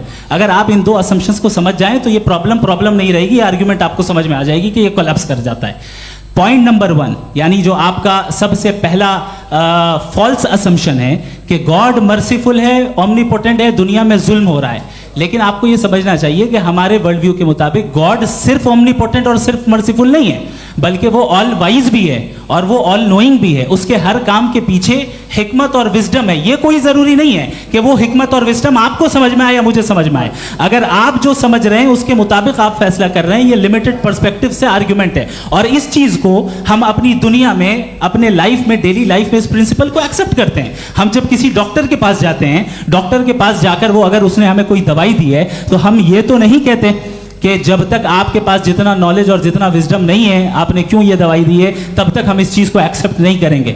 नहीं कहते, हम उसकी अथॉरिटी को तस्लीम करते हैं। क्यों? क्योंकि उसकी हम जानते हैं कि वो नॉलेजेबल है, वो विजडम वाला है, हमसे ज्यादा नॉलेज और हमसे ज्यादा विजडम है। बताएं सर। डॉक्टर में और खुदा में बड़ा डिफरेंस है। डॉक्टर पढ़ा लिखा होता है, एक तो मैं उसकी बात सुनूंगा। दोयम ये नहीं कुछ जवाब तो ये भी नहीं है सर। प्लीज आप अगर सब ऑडियंस से बोलने लगेंगे तो फिर मतलब नहीं सिविलाइज्ड बहस का। मतलब आप ये कहें कि चूंकि आप डॉक्टर पे बिलीव करते हैं इसलिए खुदा पे बिलीव किए, क्या ये मिसाल आपको समझाने के आर्गुमेंट है, इस पे आपको एतराज नहीं है। तो सिंपल बात ये है कि मैं अगर ये यकीन कर लूँ कि एक ओमनीपोटेंट उसकी मसलहत है, ये जो बच्चे मर रहे हैं ये मसलहत है उसकी, मुझे नहीं चाहिए इसकी मसलहत। उसकी मसलहत नहीं, यही तो समझना है, मतलब एक्सपीरियंस। अच्छा, इस आपने अभी मेरी बात पूरी सुनी नहीं। मैंने कहा आपका पूरा आर्ग्यूमेंट दो फॉल्स असम्पशंस पर है।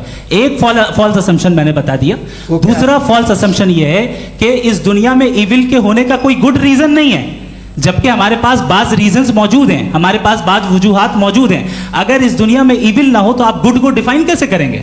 अगर जुल्म ना हो आप इंसाफ को समझेंगे कैसे? अगर तारीकी ना हो तो आप लाइट को समझेंगे कैसे? बहुत अच्छे। अभी और सुन लें, अभी और बाकी है। ये तो बात बहुत पसंद आई साहब मुझे कि जब तक रेप ना हो तब तक औरतों की इज्जत का ख्याल आपने मेरा जवाब पूरा सुना ही नहीं। जब तक के बच्चों का कत्ल ना किया जाए तब तक आपको बच्चों की मासूमियत की इज्जत। आपने पूरा जवाब सुना ही नहीं। क्या बात है, क्या आपने नुक्ता निकाला? आपने पूरा जवाब सुना ही नहीं। आप सुन लें, मेरी बात सुन लें। ये मैंने आपको एक चीज बताई। दूसरी चीज, इस दुनिया में हम आए हैं टेस्ट के लिए, हमारा टेस्ट हो रहा है और हर इंसान का अलग अलग अंदाज में टेस्ट होता है। और इस दुनिया में अगर इविल मौजूद है तो वो इविल जरिया है हमारे अंदर ह्यूमन नोबल क्वालिटीज को डेवलप करने का और अलग अलग फील्ड में प्रोग्रेस करने का। और अगर हमारे अंदर और इस दुनिया में इविल नहीं होता तो बताइए टेस्ट का मतलब क्या होता? अगर मैं अपने स्टूडेंट को एमसीक्यूज दूं और उसमें सिर्फ राइट आंसर लिख कर दे दूं और कहूं तुम्हारा टेस्ट हो गया, ये मीनिंगलेस है। इस दुनिया में अगर हम टेस्ट के लिए आए हैं तो जाहिर है गुड एंड इविल दोनों मौजूद है। तो अगर गुड एंड इविल दोनों मौजूद है तो ये इविल भी खुदा का बनाया हुआ है? जी हाँ, खुदा का बनाया हुआ है। लेकिन अच्छा, चलो अच्छी बात। जी बिल्कुल, तो बिल्कुल खुदा ने बनाया। अभी तो ये है कि जो मेजॉरिटी है दुनिया में वो इविल है, तो ये खुदा एक्चुअली इविल के साइड पे लग रहा है मुझे। बिल्कुल भी नहीं, मैं मेजॉरिटी में तो वो है। क्या बात कर रहे हैं भाई आप? कोई भी जो मुंसिफ होगा, चाहे आपका अपना घर हो जिसके आप सबसे बड़े हैं, चाहे आपकी ऑर्गेनाइजेशन हो जो आप चलाते हैं, वहां पर आप इविल रखेंगे साबित करने को कि बाकी लोग शरीफ हैं? मेरी बात सुन, क्या ये आर्ग्यूमेंट ही गलत है? अगर कि जब तक के कोई इविल नहीं होगा तब तक के शरीफ आदमी शरीफ नहीं लगेगा। अगर एग्जामिनर गलत ऑप्शन दे रहा है तो एग्जामिनर इविल नहीं हो गया, जो गलत ऑप्शन को सेलेक्ट कर रहा है वो फेल होगा। क्रिएटर ने इविल को बनाया है लेकिन वो इविल नहीं है। अच्छा सुनिए मेरी बात, लेट मी कंप्लीट सर। जी जी। क्रिएटर ने इविल को बनाया है टेस्ट के लिए, वो इविल नहीं है। इविल वो होगा जो उसे इख्तियार करेगा। छुरी को बनाने वाला गलत नहीं होता है, छुरी का गलत इस्तेमाल करने वाला गलत होता है। रेप को कैसे गलत इस्तेमाल करते हैं? रेप इंसान के फ्री विल का नतीजा है। ये रेप कैसे गलत इस्तेमाल होता है, ये मुझे अब सुन लें, अब सुन लें। गलत इस्तेमाल होता है। हाँ, मैं बता रहा हूँ रेप कैसे गलत ना, मैं बता रहा हूँ जी। कि जो इविल इस दुनिया में मौजूद है उसके कई सारे तरीके हैं। एक तरीका इंसान का अपना फ्री विल है। अब अगर कोई रेपिस्ट रेप कर रहा है तो इसका गॉड का कसूर नहीं है, वो अपने फ्री विल का गलत इस्तेमाल कर रहा है, उसको सजा मिलनी चाहिए। अच्छा। और उसी के लिए जहन्नम बनाई गई है। ये फ्री विल का भी बड़ा चक्कर। आप जब कोई बुरा काम करते हैं या कोई बुराई होती है तो ये कहा जाता है कि ये फ्री विल है। 7 billion free wills are moving on this planet. 7 billion free will. और एक आदमी अपनी फ्री विल से मुझे कत्ल कर दे तो मैं खुदा की मर्जी से मरा हूँ कि इसकी फ्री विल की वजह से?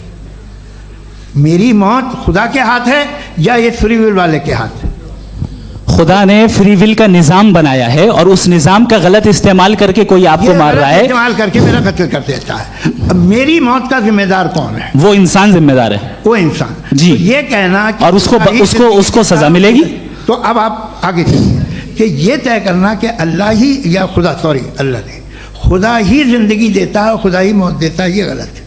बिल्कुल गलत नहीं है। हाँ, नहीं, निजाम उसी ने बनाया फ्री विल का। निजाम मौत और हयात का उसी ने बनाया। You are contradicting yourself. अभी आपने कहा कि एक आदमी ने फ्री विल से आपको मार दिया, इसमें उसे फ्री विल दी गई थी, उसने गलत इस्तेमाल किया। 7 billion free wills are moving on this planet और आप चाह रहे हैं कि मैं सिर्फ खुदा का ध्यान करूं। ये 7 बिलियन फ्री विल्स को मुझे लुक आफ्टर करना पड़ेगा कि नहीं? ये तो तबाहियां कर रही हैं और तबाहियां ज़्यादा हो रही हैं। बिल्कुल। तो अगर आप बताएं अगर खुदा नहीं है फॉर एग्जाम्पल, हाँ। तो आप इविल को कैसे डिसाइड करेंगे? यानी how can you define evil objectively without God? देखिए, दुनिया में 2 तरह के जानवर हैं। एक जो अकेले रहते हैं जंगल में और एक जो ग्रुप्स में रहते हैं। ग्रुप में जो भी रहेगा, चाहे वो आपका फाउंडेशन हो, चाहे कोई क्लब हो, चाहे कोई पॉलिटिकल पार्टी हो, चाहे कोई यूनिट हो, उसमें आपको इंटरैक्ट करने के रूल बनाने पड़ेंगे। यानी लोग तय करेंगे।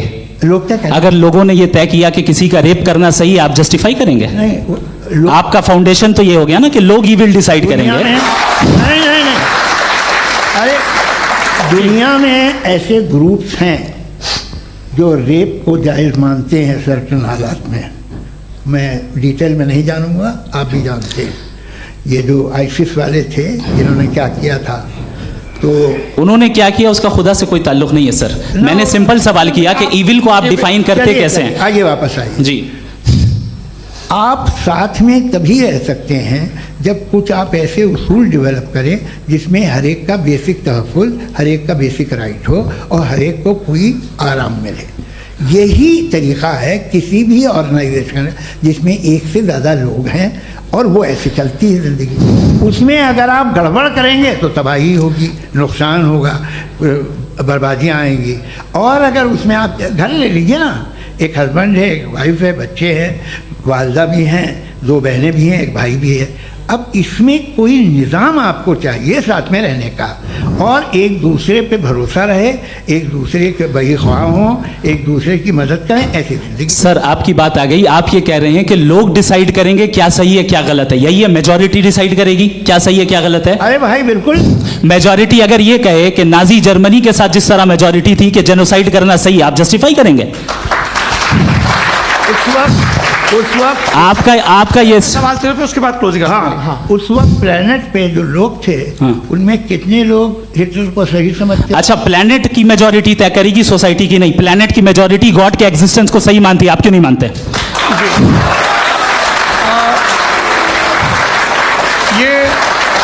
हेलो ये क्रॉस क्वेश्चन का राउंड यहाँ पर समाप्त होता है।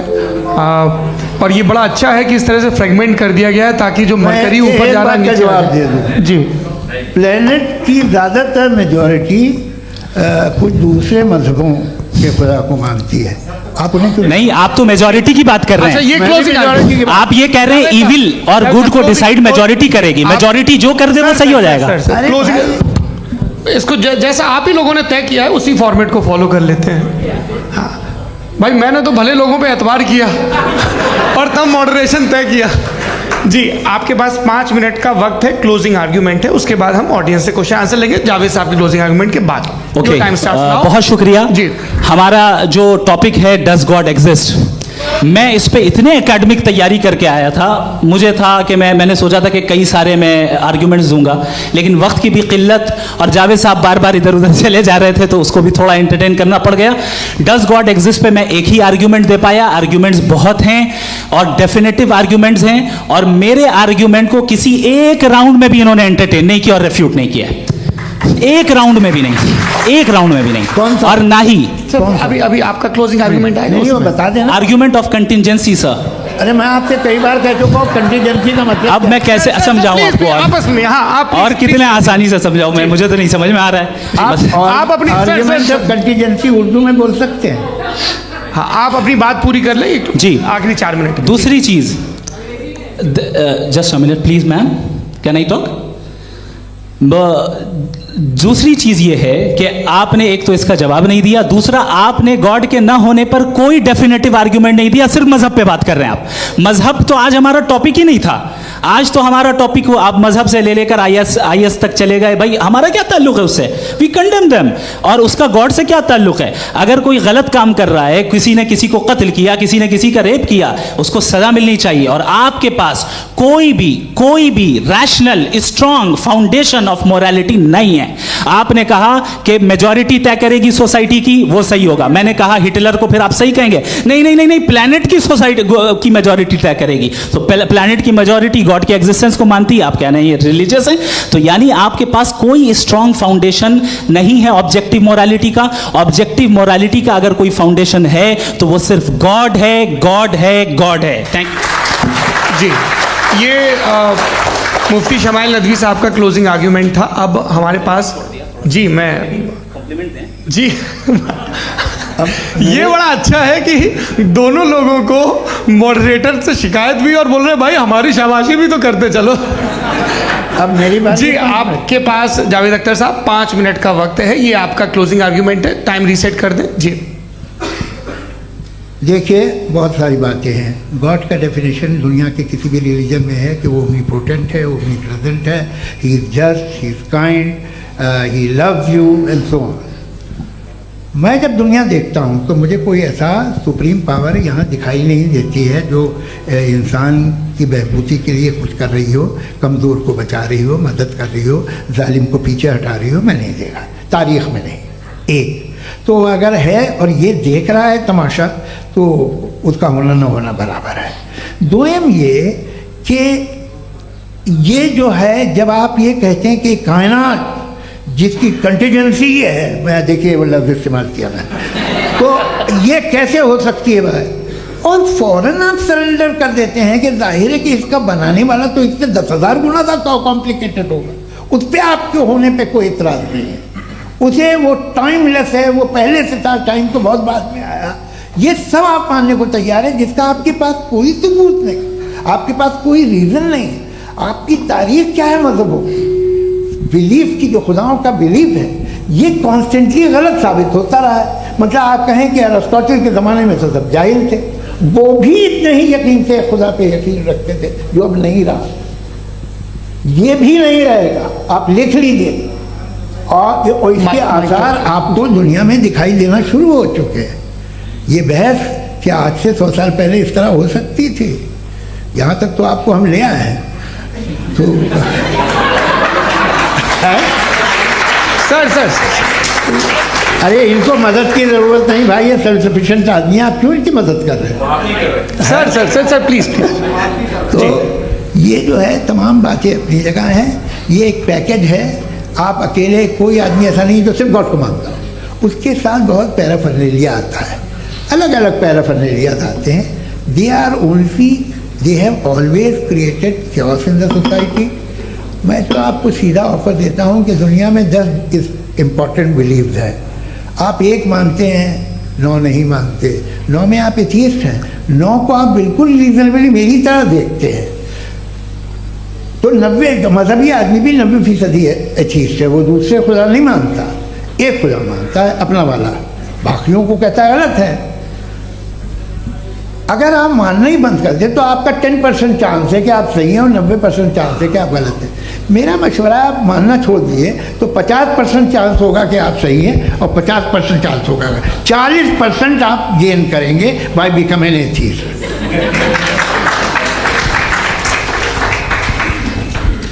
ये एक फरसूदा ख्याल है, ये ख़त्म हो रहा है। हो सकता है मेरी ज़िंदगी में ना हो, लेकिन ये हो जाएगा। जो बातें ये इनको आप मेटाफिज़िकल ये वैसे रिस्पेक्टेबल टर्म दे दिए, ये तो उन लोग के हैं जिन्हें ना फिज़िक्स मालूम थी ना मेटा मालूम था, ये उन्होंने आपको दिए हैं। जी बहुत शुक्रिया आप दोनों लोगों का। और अब इस बातचीत का आखिरी राउंड शुरू होगा, डज गॉड एग्जिस्ट की ये बहस मुफ्ती शमाइल नदवी और जावेद अख्तर साहब के बीच। आप लोग अपने अपने हाथ ऊपर करेंगे, मैं यहाँ से तय करूँगा। और माइक हमारे पास है क्या? एक ही माइक है ऑडियंस के लिए? 2 माइक है, एक इस तरफ एक इस तरफ, ठीक है। तो जी सबसे पहले हमारी सहयोगी हैं मारिया शकील जी, पूछिए सवाल। थोड़ा सा रुकेंगे ताकि कैमरे का फ्रेम आप पर आ जाए, आपकी तो प्रैक्टिस है टीवी की। जी नदवी साहब, मैं खुदा को मानती हूँ, पहले मैं इसी प्रमाइस से शुरू कर रही हूँ और ये बता रही हूँ आपको, मैं मानती हूँ। लेकिन कुछ सवाल हैं जो जावेद साहब ने उठाया, उसका जवाब आपको देना चाहिए। पहला सवाल ये कि गज़ा में सालों से छोटे बच्चे मर रहे हैं, वो उनको अगर खुदा मर्सीफुल है, हम मानते हैं कि अल्लाह ताला में बहुत ताकत है, तो वो बच्चे क्यों मर रहे हैं? दूसरी बात ये कि अगर कंटिजेंसी की जो आप बात करते हैं, पूरे मुस्लिम ममालिक मिल करके भी उन गज़ा के बच्चों को क्यों नहीं बचा पा रहे हैं? क्योंकि अगर वो चाहते, क्योंकि अल्लाह ताला उन पर हुकूमत करते हैं, सब पर हुकूमत करते हैं, तो वो उनको क्यों नहीं बचा? जी थैंक यू वेरी मच। बहुत अच्छा किया आपने इस चीज़ को जिक्र कर दिया, मैं इसको और अच्छे से एक्सप्लेन करने की कोशिश करता हूँ। देखें, जहाँ तक आपने कहा कि गज़ा के बच्चों को मारा जा रहा है, देखिए 2 वर्ल्ड व्यू है, एक एथीस्टिक वर्ल्ड व्यू, एक थीस्टिक वर्ल्ड व्यू है। बच्चे मर रहे हैं दोनों वर्ल्ड व्यू में, लेकिन हमारा वर्ल्ड व्यू कह रहा है कि रिकॉम्पेंस है, ये कह रहे हैं कि उनका मरना बेकार जाने वाला है, कोई उसका रिकॉम्पेंस नहीं है, चूंकि इनके यहाँ आखिरत और अल्लाह का कोई तसव्वुर या गॉड का कोई तसव्वुर नहीं है। आपने ये सवाल किया कि गॉड मर्सीफुल है, क्यों नहीं रोकता? ये मैंने बताया कि ये मिसकंसेप्शन है लोगों के दरमियान कि गॉड को सिर्फ मर्सीफुल और ओमनीपोटेंट समझते हैं। गॉड के सिर्फ यही 2 एट्रीब्यूट्स नहीं हैं, गॉड के कई सारे एट्रीब्यूट्स हैं, उनमें से अल हकीम भी है, उनमें से ऑल वाइज भी है, ऑल नोइंग भी है। लिहाजा अगर इस दुनिया में किसी को तकलीफ आ रही है और गॉड उसको नहीं रोक रहा है, वो इसलिए नहीं रोक रहा है चूंकि इंसानों को फ्री विल दिया गया है। ठीक इसी तरीके से अगर एक डॉक्टर किसी छोटे बच्चे को इंजेक्शन लगा रहा है, उसे तकलीफ पहुंच रही है, उसके लिमिटेड पर्सपेक्टिव के एतबार से ये गलत हो रहा है और डॉक्टर बुरा है। लेकिन जब आप ब्रॉडर पिक्चर को देखेंगी, आपके और हमारे पास सिर्फ एक पिक्सल है, हमें इतना नजर आ रहा है कि गज़ा में कत्ल हो रहा है, लेकिन इसके पीछे कितना रिकॉम्पेंस उनको मिलने वाला है, पूरा पिक्चर गॉड के पास है। तो एक पिक्सल से आप पूरे पिक्चर को कभी भी जज नहीं कर सकती। आप इसमें कुछ जोड़ना चाहेंगे? आपको कुछ बोलना है इसमें? भैया आपने बहुत अच्छा जस्टिफिकेशन दिया, या आप वो जो वहाँ के प्राइम मिनिस्टर इजराइल के उन्हें भेजिए, वो बहुत खुश होंगे। आप जस्टिफिकेशन दे देना कि अगर गॉड नहीं है तो बच्चे क्यों मर रहे हैं, आप बताएं। वो ये सवाल पूछ रहे हैं कि अगर आप ईश्वर का अस्तित्व नहीं मानते हैं तो उन बच्चों की मौत को आप कैसे इंटरप्रेट करते हैं? भाई ये दुनिया जो है, जो ताकतवर लोग होते हैं वो एक नाइंसाफ़ी करते हैं। तो ये अच्छा काम है, आपके नज़दीक तो नेचर नाइंसाफ़ी पे मबनी है। अरे मेरे भाई, आप नेचर की कहाँ बात कर रहे हैं, तो इंसान की बात। तो फिर जब मैं इंसान की बात कर रहा था, आप नेचर की बात करने लग गए। क्रॉस एग्जामिनेशन नहीं। हाँ, अब आप मुझे बोलने नहीं देंगे तो अलग बात है, आप बोलिए, मैं मुझे कोई जी नहीं, ये क्रॉस एग्जामिनेशन बोल तो लेने दीजिए। जी बोलिए। क्या बात ये है कि ह्यूमन सोसाइटी तभी साथ में रह सकती है जब वो मोहब्बत से, एकता से, एक दूसरे के एहतराम करके रहे। इसके अलावा पॉसिबल नहीं है, अकेले तो इंसान रह नहीं सकता। वहाँ पर कुछ लोग हैं जो फाउल करते हैं, वो फाउल हमेशा से तारीख में होता आया है। आज ये हो रहा है, जो हो रहा है बहुत बुरा हो रहा है, बहुत जालिमाना है, बहुत जाबराना है। उसको आप कहें कि ये बच्चों को कॉम्पनसेशन मिल जाएगा या इसकी इंजेक्शन है, इंजेक्शन तो हेल्थ के लिए दिया जाता है। आप ये कह रहे हैं कि ये बच्चों की जो धज्जियाँ उड़ रही हैं ये इंजेक्शन है, ये टेस्ट है, ये टेस्ट है, और उस टेस्ट में अगले उनको ऐसा रिकॉम्पेंस मिलेगा जो आपके तस्वुर के बाहर है। ये आप 3 बरस के बच्चे को बारूद से उड़ा के टेस्ट ले रहे हैं? वाह। वो नहीं ले रहा है, खुदा नहीं उड़ा रहा है, इजराइल उड़ा रहा है। जी, ये तो उसको कंडेम अगला करें। सवाल लेते हैं। अगला सवाल लेते हैं प्रोफेसर पुरुषोत्तम अग्रवाल। मुफ्ती साहब, एक निवेदन आपसे है कि कम से कम थोड़ा सा माइक क्लोज एक रिलीजियस और फिलोसफिकल कर मैम प्लीज। एक रिलीजियस और फिलोसफिकल ट्रेडिशन है जो ब्रह्मांड को यानी यूनिवर्स को ही अंतिम मानती है। सर्वम खलु इदम ब्रह्मम, this is Chandogya Upanishad, and it completely rules out the existence or necessity, आपके शब्दों में necessity of a creator. The creation itself is the creator. तो एक मिनट प्लीज। दूसरा जो सवाल आपने अभी जो आप बार बार कह रहे हैं कि भगवान विद्वान भी है, वाइज, सब जानने वाला, तो अगर विजडम में दुनिया भर के पापों और अत्याचारों को बर्दाश्त करना शामिल है, तो फिर इसका मतलब ये हुआ कि अगर मैं फ्री विल से उसको अपोज करता हूं तो ईश्वर की विजडम और मेरी फ्री विल में कॉन्ट्राडिक्शन है। Because when I am opposing whatever is happening in Gaza, then I am opposing the God's will और गॉड्स विजडम। जवाब लेते हैं तो गॉड की विजडम में, एक मिनट सर प्लीज सर, ये एक जुमला। गॉड की विजडम है कि गाजा में जो कुछ हो रहा है वो हो रहा है, मैं उसका अपोज कर रहा हूं, तो मैं गॉड की विजडम के खिलाफ जा रहा हूं। एक सवाल। दूसरा ये नहीं, आपने 2 ऑलरेडी। सर आप और सवाल कर लें, लेकिन मुझे 2 जवाब दे सर, दें। पहले आपने ये कहा, सुनिए मेरी बात सुनिए। भाई इजराइल के गॉड के मुताबिक तुम्हारा ठीक हो रहा है ना? नहीं हो रहा है, ठीक नहीं हो रहा है। मैं बता रहा हूँ क्या हो रहा है। आप तशरीफ रखिए, मैं बता रहा हूँ क्या हो रहा है। Let me complete please. एक सेकंड गाइस, एक सेकंड। ये देखिए, ऐसा है कि ये सब बड़ा आपस में विचार विमर्श के बाद ये तय हुआ था कि कुछ नियम बना लिए जाएं ताकि एक टाइम बाउंड बातचीत चले। और भाई साहब, आप बड़ा ज़रूरी काम कर रहे हैं, लेकिन कैमरे के फ्रेम में आके उस काम को गड़बड़ कर दे रहे हैं। ठीक है गुरु, अब मेरे को कहीं का गुस्सा कहीं निकालना था, सॉरी। नहीं, कोई गुस्सा नहीं है जी। तो प्रोफेसर ने सवाल पूछे, आप उनके जवाब दें, और थोड़ा ये सब लोग थोड़ा ख्याल रखें भाई, सवाल संक्षिप्त रखें जी। आपने 2 सवाल किया। सबसे पहला ये कहा कि हमारे पास ये कॉन्सेप्ट है कि ये यूनिवर्स खुद नेसेसरी बीइंग है, creation itself is the creator. How irrational is this कि मैं एग्जिस्ट करूंगा बाद में, लेकिन अभी एग्जिस्ट कर भी रहा हूं, यानी एक ही टाइम में एग्जिस्ट भी कर रहे हैं, नहीं भी कर रहे हैं। This is not true. दूसरी चीज आपने कहा कि अगर इजराइल में, सॉरी माफ कीजिएगा, Israel doesn't exist, occupied Palestine में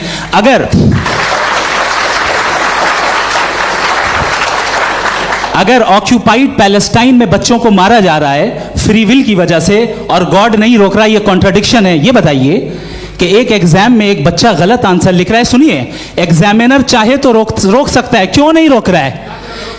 ये कॉन्ट्रडिक्शन है, ये कॉन्ट्रडिक्शन नहीं है। माइक नहीं सर, ये आपस में जी, ये क्या आपका सवाल? माइक दीजिए। फ्री विल दिया गया है टेस्ट के लिए, अकाउंटेबिलिटी के लिए। अगर फ्री विल नहीं होता तो आप कहते हैं हमें रोबोट बना दिया गया। नॉट मिसरिप्रेजेंट माय पोजीशन, आपकी जो भी पोजीशन, मैं अपनी फ्री विल के नाते, अपने ह्यूमन विजडम के नाते गाजा में हो रही अत्याचार का विरोध करता हूं। बिल्कुल करना चाहिए। के हिसाब से मैं गॉड की विजडम का विरोध कर रहा हूं? बिल्कुल नहीं। वहां जो हो रहा है गॉड की, बिल्कुल भी नहीं, बिल्कुल भी नहीं।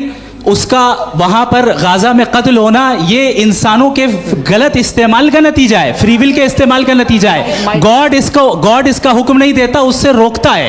यही तो मसला है ना, आपके लिए कॉन्सेप्ट क्लियर? नहीं भाई, आपने तो बताया था इंजेक्शन लगाने से बच्चे को तकलीफ होती है, ये इंजेक्शन लगा। सर आप ऐसे रेटोरिक स्टेटमेंट दे तब तो कोई मसला नहीं समझते रहेंगे। This is a rhetoric statement, this is not a logical argument sir. I am sorry. आखिरी 30 मिनट बड़े मुश्किल होने वाले हैं जी। मुफ्ती साहब आगे बैठे हैं, इनको माइक दीजिए। हाँ तरुण, माइक आप अपने पास रखिए, आपको कैमरे का फ्रेम पता है जी।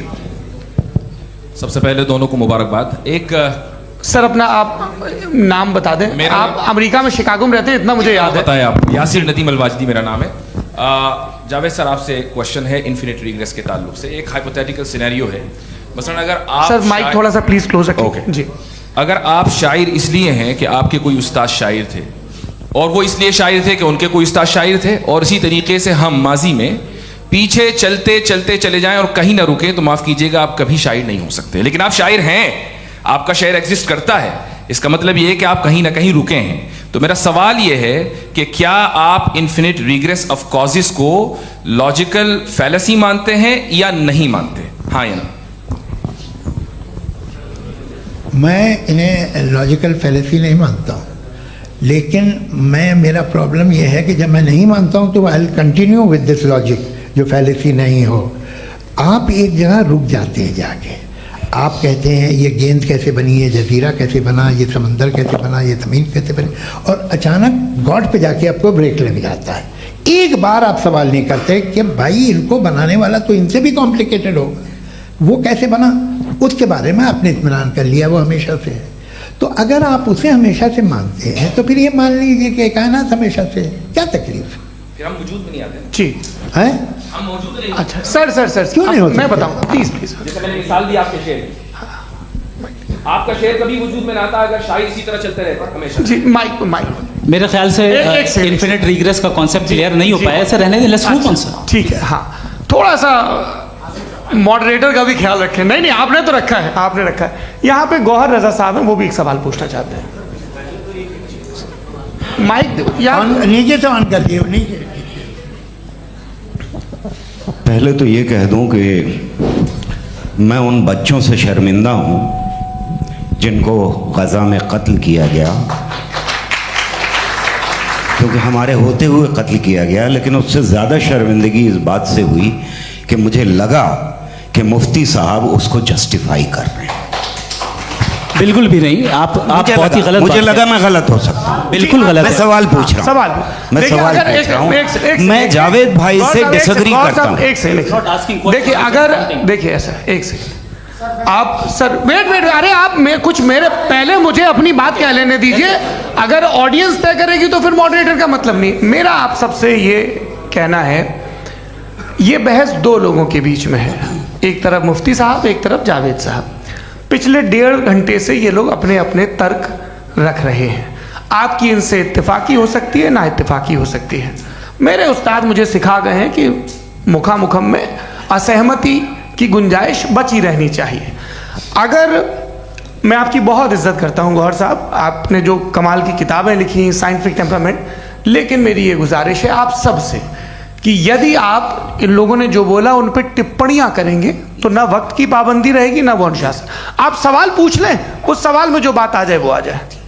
मैं जावेद साहब से डिसएग्री करता हूं, इसलिए जावेद साहब से सवाल पूछ रहा हूं। आपका सवाल जावेद अख्तर साहब से। और सवाल ये है मेरा कि जावेद साहब ने कई बार लॉजिक का इस्तेमाल किया कि साइंस में लॉजिक है और रिलीजन में लॉजिक नहीं है।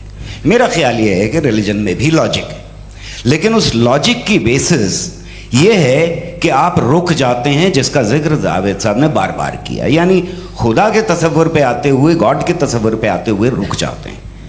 और इसमें सवाल पूछना मतलब फॉरबिडन होता है।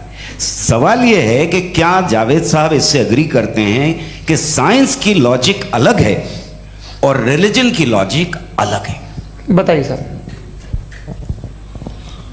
देखिए, 3 चीज़ें हैं, साइंस है, एक है मंतिक है, इस्तिदलाल है, और एक जो है कुछ भी नहीं है, फेथ है, अकीदा है।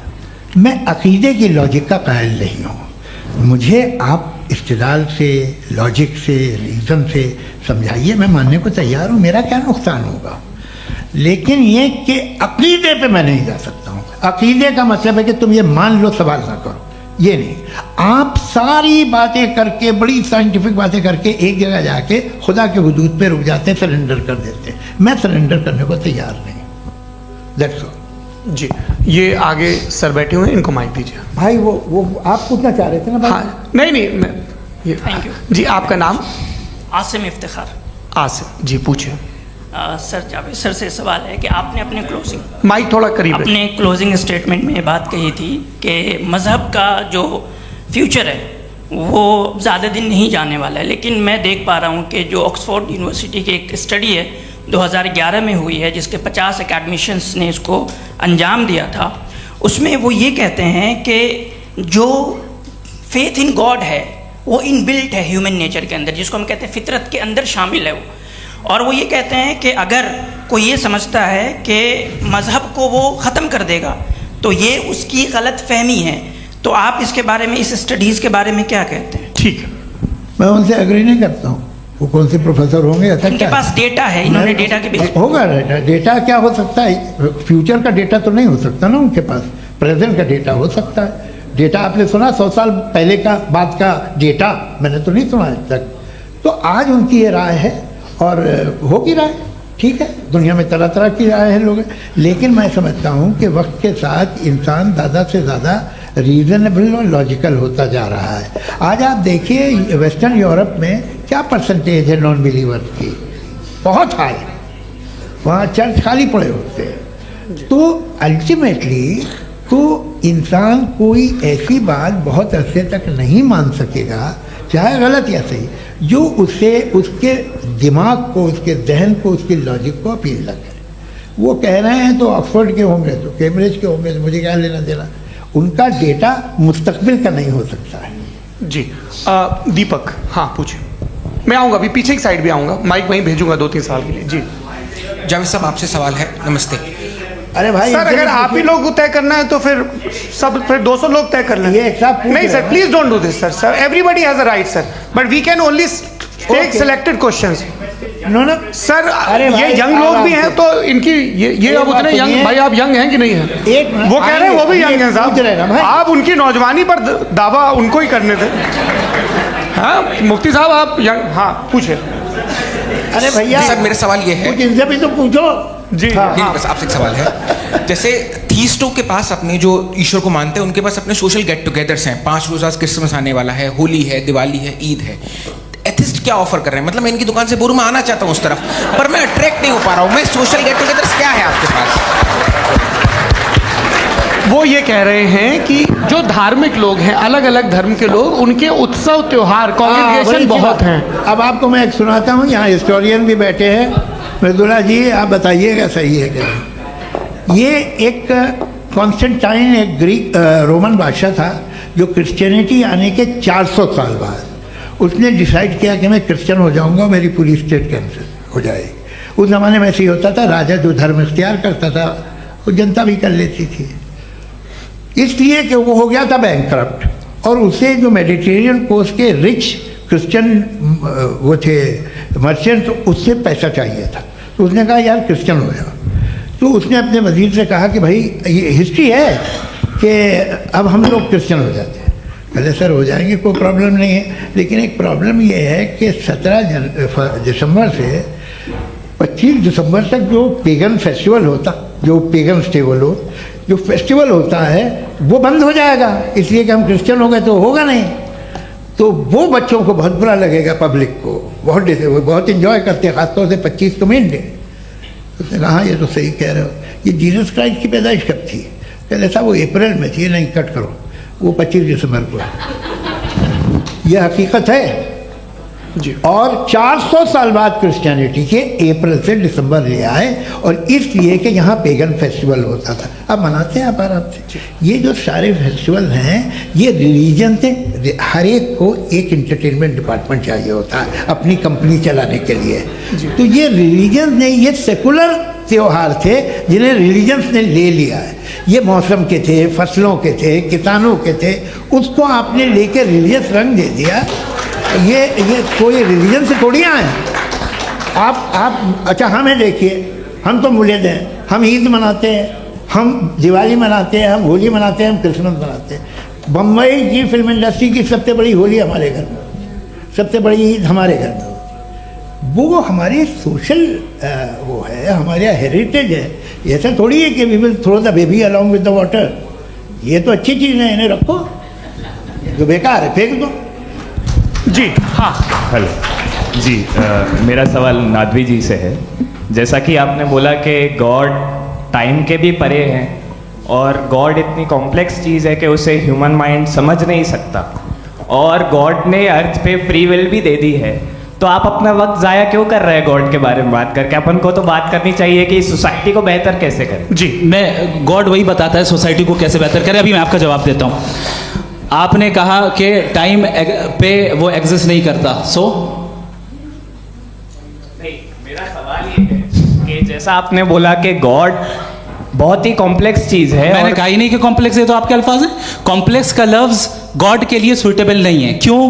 क्योंकि कॉम्प्लेक्स वो चीजें होती हैं जो ऑब्जेक्ट हो। God is not an object जिसको आप इंस्ट्रूमेंट के जरिए लेबोरेटरी में जाके टेस्ट करें, oh it's very complex. No, वो कोई कार का इंजन नहीं है। मेरा वो फिलोसॉफिकली नेसेसरी बीइंग ऐसी बीइंग है जो सिंपल बीइंग है। हाँ, आप उसको मुकम्मल तौर पे उसकी तमाम हिकमतों को जान ले और हर चीज को जान ले, ये पॉसिबल नहीं है, क्योंकि वो ऑल वाइज है, आप ऑल वाइज नहीं है, और वो खुदा है, वो आपको सारी चीजें बता दे, ये जरूरी नहीं है।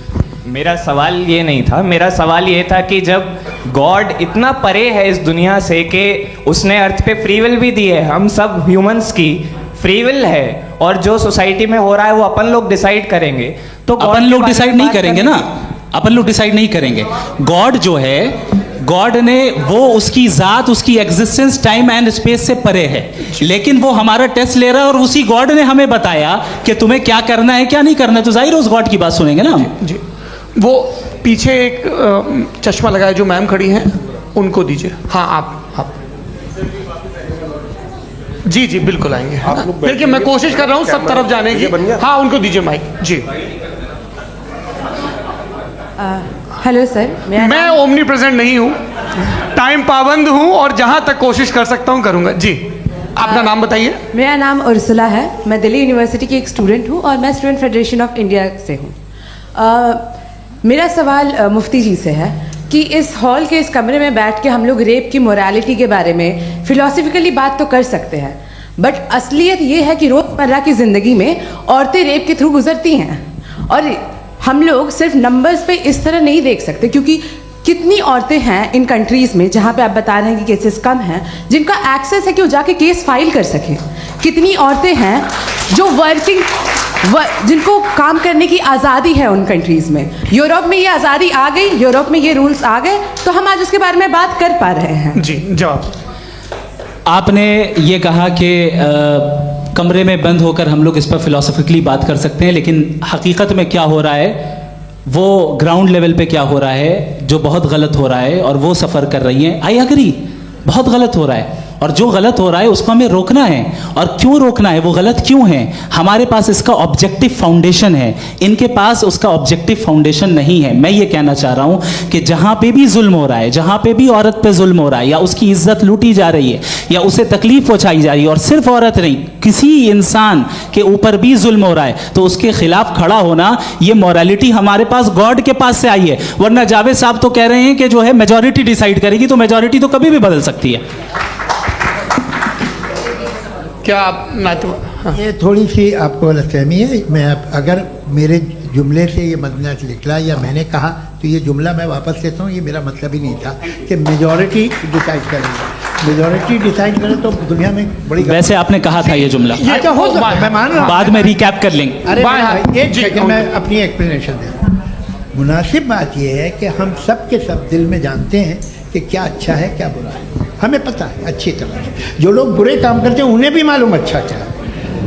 यही तो सवाल था हजरत कि फिर ये मोरालिटी आई कहाँ से? Cross examination. हाँ जी, हाँ, मोरालिटी साथ रहने की डिजायर से आई है, यानी साथ रहकर जो कुछ कह दे, जो कुछ कर दे, वो हो जाएगा। नहीं नहीं, तो आप कायदे से रह ही कर सकते हैं जब तक लोगों में मोरालिटी हो, वरना क्यास हो जाएगा। ये आपको कैसे पता? जी, हमने देखा ना, जहाँ मोरालिटी का क्यास हो गया, हम देखते हैं। कहाँ पे देखते भाई? दुनिया में।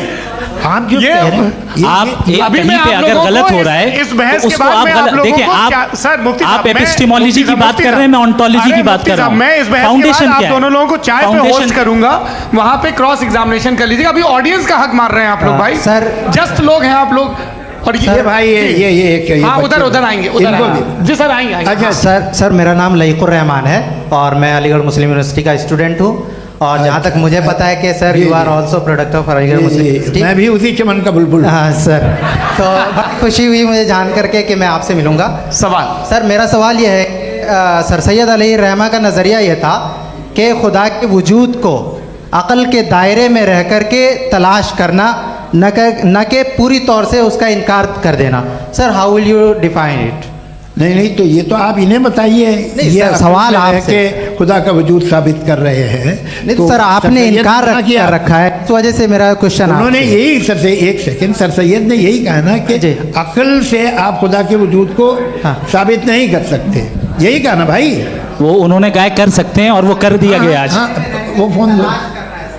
तलाश करना या साबित करना अक्ल से अक्ल से नहीं हो सर, सर, अरे सवाल तो सुन लीजिए जी। अक्ल से नहीं हो सकता है, यही कहा ना आपने। अक्ल से हो सकता है। अरे वो यही कह रहे हैं भाई, आप बता रहे हो सकता है, वो तो कुछ और। आप अगर सर देखो नौजवान फोन ले लो, इतनी कमाल की यूनिवर्सिटी है। अरे भाई दे दो मेरी ना बात जरा, तो- एक मिनट अरे दे दो भाई माइक। मेरी बात सुनो, नहीं, माइक मैं पे समझ- बोलो ताकि जो लाखों लोग देख रहे हैं। माइक दे दो ना। अरे देंगे ना माइक, तुम ठहरो तो।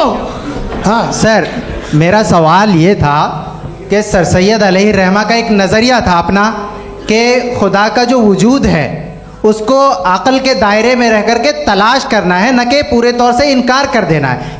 ये उनका कॉन्सेप्ट था। लेकिन मेरा सवाल ये है कि आप इसको कैसे डिफाइन करते हैं, एक्सप्लेन कैसे करेंगे, मैं आपसे जानना चाहता हूँ, क्योंकि you are the product of Aligarh Muslim university.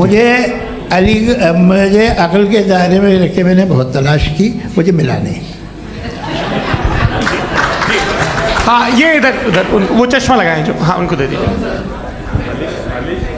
जी जी फटाफट पूछिए, बस 5 मिनट है, 5 मिनट में खत्म हो रहा है। हाँ अस्सलाम वालेकुम मुफ्ती साहब। एंड मेरा सवाल जावेद अख्तर साहब से। क्या नाम है आपका? अरे भैया सब मुझे तो पूछ रहे हो। फैज पूछिए फैज साहब। तो मेरा सवाल ये है कि अभी जो एथियस्ट है वो problem of evil argument use कर रहे हैं अगेंस्ट मुस्लिम्स, राइट? कि इस दुनिया में इतना सारा ईविल है और अगेंस्ट मुस्लिम तो यहाँ अगेंस्ट थियस्ट। हाँ थोड़ा सा करेक्ट कर लीजिए भाई, पूरी मशक्कत ही इसी बात की थी कि किसी एक मजहब पे बात न टिके। जी, तो बेसिकली ये आर्ग्यूमेंट ऐसा है कि इस दुनिया में इतना ज़्यादा ईवल एग्जिस्ट करता है और अगर एक ऑल गुड गॉड है तो वो रोकता क्यों नहीं है? लेकिन इस सवाल में एक हिडन अजम्पशन ये है कि इस दुनिया में ईवल एग्जिस्ट करता है। अब एथियस्ट ये कैसे ऑन्टोलॉजिकली प्रूव कर सकते हैं कि इस दुनिया में ईवल एग्जिस्ट करता है? मैं आपको बताता हूँ, थोड़ा सा समझा। नहीं सर हम लोग इनको सुनने आए। नहीं please don't do that. I want to explain ontology. नहीं हम समझ गए सर, इनको अब जवाब देने दीजिए। अच्छा सवाल पूछ लो। मैं अभी तक क्या था वो मैं थोड़ा सा ऐड ऑन कर लेता हूँ। तुम गुरु, तो हम जब इसका राउंड 13 करेंगे ना तब तुमको स्टेज पे बिठाएंगे। जी तो हाँ जल्दी से। तो देखिए एथियज्म के हिसाब से सब कुछ रैंडमली बन गया है, सब कुछ एटम्स और मॉलिक्यूल्स है। एक पत्थर में और मुझ में सिर्फ इतना फर्क है कि हम लोग एटम्स और मॉलिक्यूल्स का अलग अलग रीअरेंजमेंट है। अब एक पत्थर को कोई इंसान तलवार से 2 टुकड़ों में काट दे या मुझे, according to atheism it is same. There is no evil and good according to atheism. जी अच्छा फैज साहब का सवाल ये है कि हाँ कोशिश भी करते तो इससे गलत सवाल नहीं कर पाते। एक लाइफ फॉर्म है और लाइफ फॉर्म में फीलिंग्स हैं, मतलब लाइफ फॉर्म सुनता है, देखता है, टेस्ट कर सकता है, फील कर सकता है। तो उसकी जो ये जो क्वालिटी इस बबल में आ गई हैं वो जानवर में भी है, इंसान में भी है। तो जाहिर है कि उसे कोई तकलीफ पहुंचेगी, तो चूंकि उसके पास वो सेंसिटिविटी है तो मैं करेगा। पत्थर में वो सेंसिटिविटी नहीं है। तो ये क्या सवाल हुआ कि अगर पत्थर को काटा तो पत्थर को तकलीफ नहीं होती, तो आपको काटे तो आपको क्यों तकलीफ हो? बैठ जाइए। जी हाँ अगला सवाल। हाँ पूछे जी जावेद अख्तर साहब। अरे भैया सब आप लोग मुफ्ती साहब को छोड़ रहे हैं तो मेरे ही पीछे पड़े हैं क्या? फिर चलो बोलो भाई। You asked how God can exist when children die in Gaza. हाँ? You asked how God can exist when children die in Gaza, and you also mentioned the rise of atheism in Europe. But the same events also are leading many atheists and non-believers to turn towards faith. How do you interpret this contradiction, where suffering pushes some away from God, yet brings others closer to belief? देखिए आपको एक बात बताऊं, दुनिया perfect तो कहीं भी नहीं है, हर जगह कुछ खामियां हैं। बेटा एक मिनट, मैं आप ही को कहेंगे, देखो वो तो कुछ खामियां, कमज़ोरियां, खराबियां सब जगह है। लेकिन अगर देखोगे ईमानदारी से कि दुनिया सबसे ज़्यादा महज़ब कहाँ है, एक आम शहरी को कहाँ हुकूक हासिल हैं, वो बोल सकता है, अपनी मर्ज़ी से काम कर सकता है, अपनी मर्ज़ी से राय दे सकता है, हुकूमत के ख़िलाफ़ बोल सकता है, बरसरे इक़्तिदार लोगों के बारे में बोल सकता है, सरमायादारों के ख़िलाफ़ बोल सकता है। तो आपको ये स्कैंडिनेवियन कंट्रीज़ में मिलेगा, वेस्टर्न यूरोप में मिलेगा। मैं नहीं कह रहा वो परफेक्ट है, बिल्कुल नहीं, वहाँ बहुत ख़राबियाँ भी हैं, परफेक्ट तो कोई। लेकिन जिन जिन मुल्कों में, लैटिन अमेरिका देखो, गल्फ देखो, वहाँ पर आपको ये ज़रूर है कि रेप नहीं होते होंगे। रेप की ज़रूरत क्या है भाई? उसको तो ख़रीद लो, घर में रखो, सड़क पर रेप करने की क्या ज़रूरत है? मगर सुनिए, मगर हकीकत ये है कि वहाँ शख्सी आज़ादी राय देने की, बोलने की नहीं है। जी, ये एक आखिरी सवाल मुफ्ती साहब से। हाँ मैम, इनको माइक दीजिए। शुक्रिया। मेरा नाम मनीषा है, मैं हरियाणा से आई हूँ। मैं मुफ्ती साहब से एक बात पूछना चाहती हूँ। आप बार बार जावेद साहब को कॉन्ट्राडिक्ट तो कर रहे हैं कि आपने ये कहा, लेकिन आप भी अजम्पशंस के बेसिस पे बात कर रहे हैं। आपने खुदा के होने का कौन सा प्रूफ पेश किया है, खुदा की एग्जिस्टेंस का? अब इस सवाल को अलग रहने दीजिए, कौन एथीस्ट है कौन नहीं है। और दूसरी बात जो आपने एक छोटी सी कही थी कि ये फ्री विल का इस्तेमाल करता है इंसान अपनी, लेकिन इस फ्री विल का इस्तेमाल में मतलब खुदा ने ये दे दी सबको ये इजाज़त कि वो कितना घिनौनापन और कितने ज़्यादा ख़राब से ख़राब तरीके इस्तेमाल कर सकता है। जवाब सुनते जी। आप फ्री विल को मानती है ना, या अब कहती है कि फ्री विल नहीं है ना? मानती है ना? तो अब आपके पास इसका कोई एक्सप्लेनेशन नहीं है कि अगर एक इंसान उस फ्री विल का इस्तेमाल करके गलत काम कर रहा है और बच के अच्छी ज़िंदगी गुजार के निकल जा रहा है, उसका कोई रिकम्पेंस नहीं है। हमारे वर्ल्ड व्यू में जो इंसान गलत काम कर रहा है उसको भी रिकम्पेंस यानी उसका बुरा बदला मिलना है, और जो सही काम कर रहा है उसको सही बदला मिलना है। लिहाजा जो फ्री विल है वो इस तरीके से है कि एक लिमिटेड टाइम तक खुदा ने मोहलत दी है। ऐसे नहीं कि छूट दे दी, जो करना है करते रहो हमेशा। वक्त आएगा जब एग्जाम का टाइम खत्म होगा तब रिजल्ट आएगा। दौराने एग्जाम जबरदस्ती आपको नहीं बताया जाएगा। अरे भाई एक सेकंड जी, एक सवाल मुफ्ती साहब से मेरा। मुफ्ती साहब से एक सवाल। रुक जाइए, आपसे फोन, आप इसके बाद आपसे यही रहेंगे वो। हाँ बोलिए। मैं मुफ्ती साहब एक ही सवाल करता हूँ कि अगर जो हो रहा है फ्री विल से हो रहा है और एक दिन बरोज़ क़यामत इंसाफ होगा मैशर में वगैरह वगैरह, तो दुआ क्यों मांगते हैं लोग? दुआ मांगते हैं इसके मतलब है अभी भी उसने ये डिपार्टमेंट रखा है कि मैं रोज़मर्रा की ज़िंदगी में बिल्कुल he can.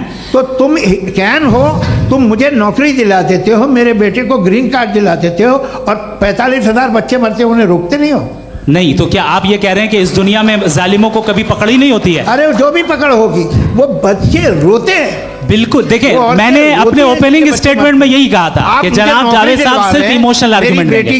This is an emotional argument. ये छोटे मोटे इसके पीछे का रीजन मैंने बताया क्या है। देखिए मैं बार-बार यहाँ पर मैंने बताया मंच से आप लोगों को सज्जनों इसलिए कह रहा हूं ताकि थोड़ा सा आपके कॉन्शियस पे जोर रहे कि आपको ऑर्डर बचा के रखना है।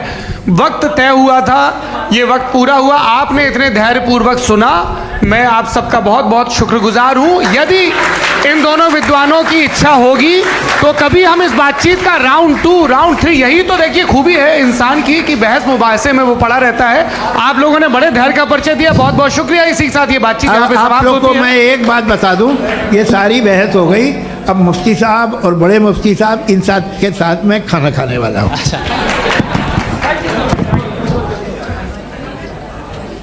आप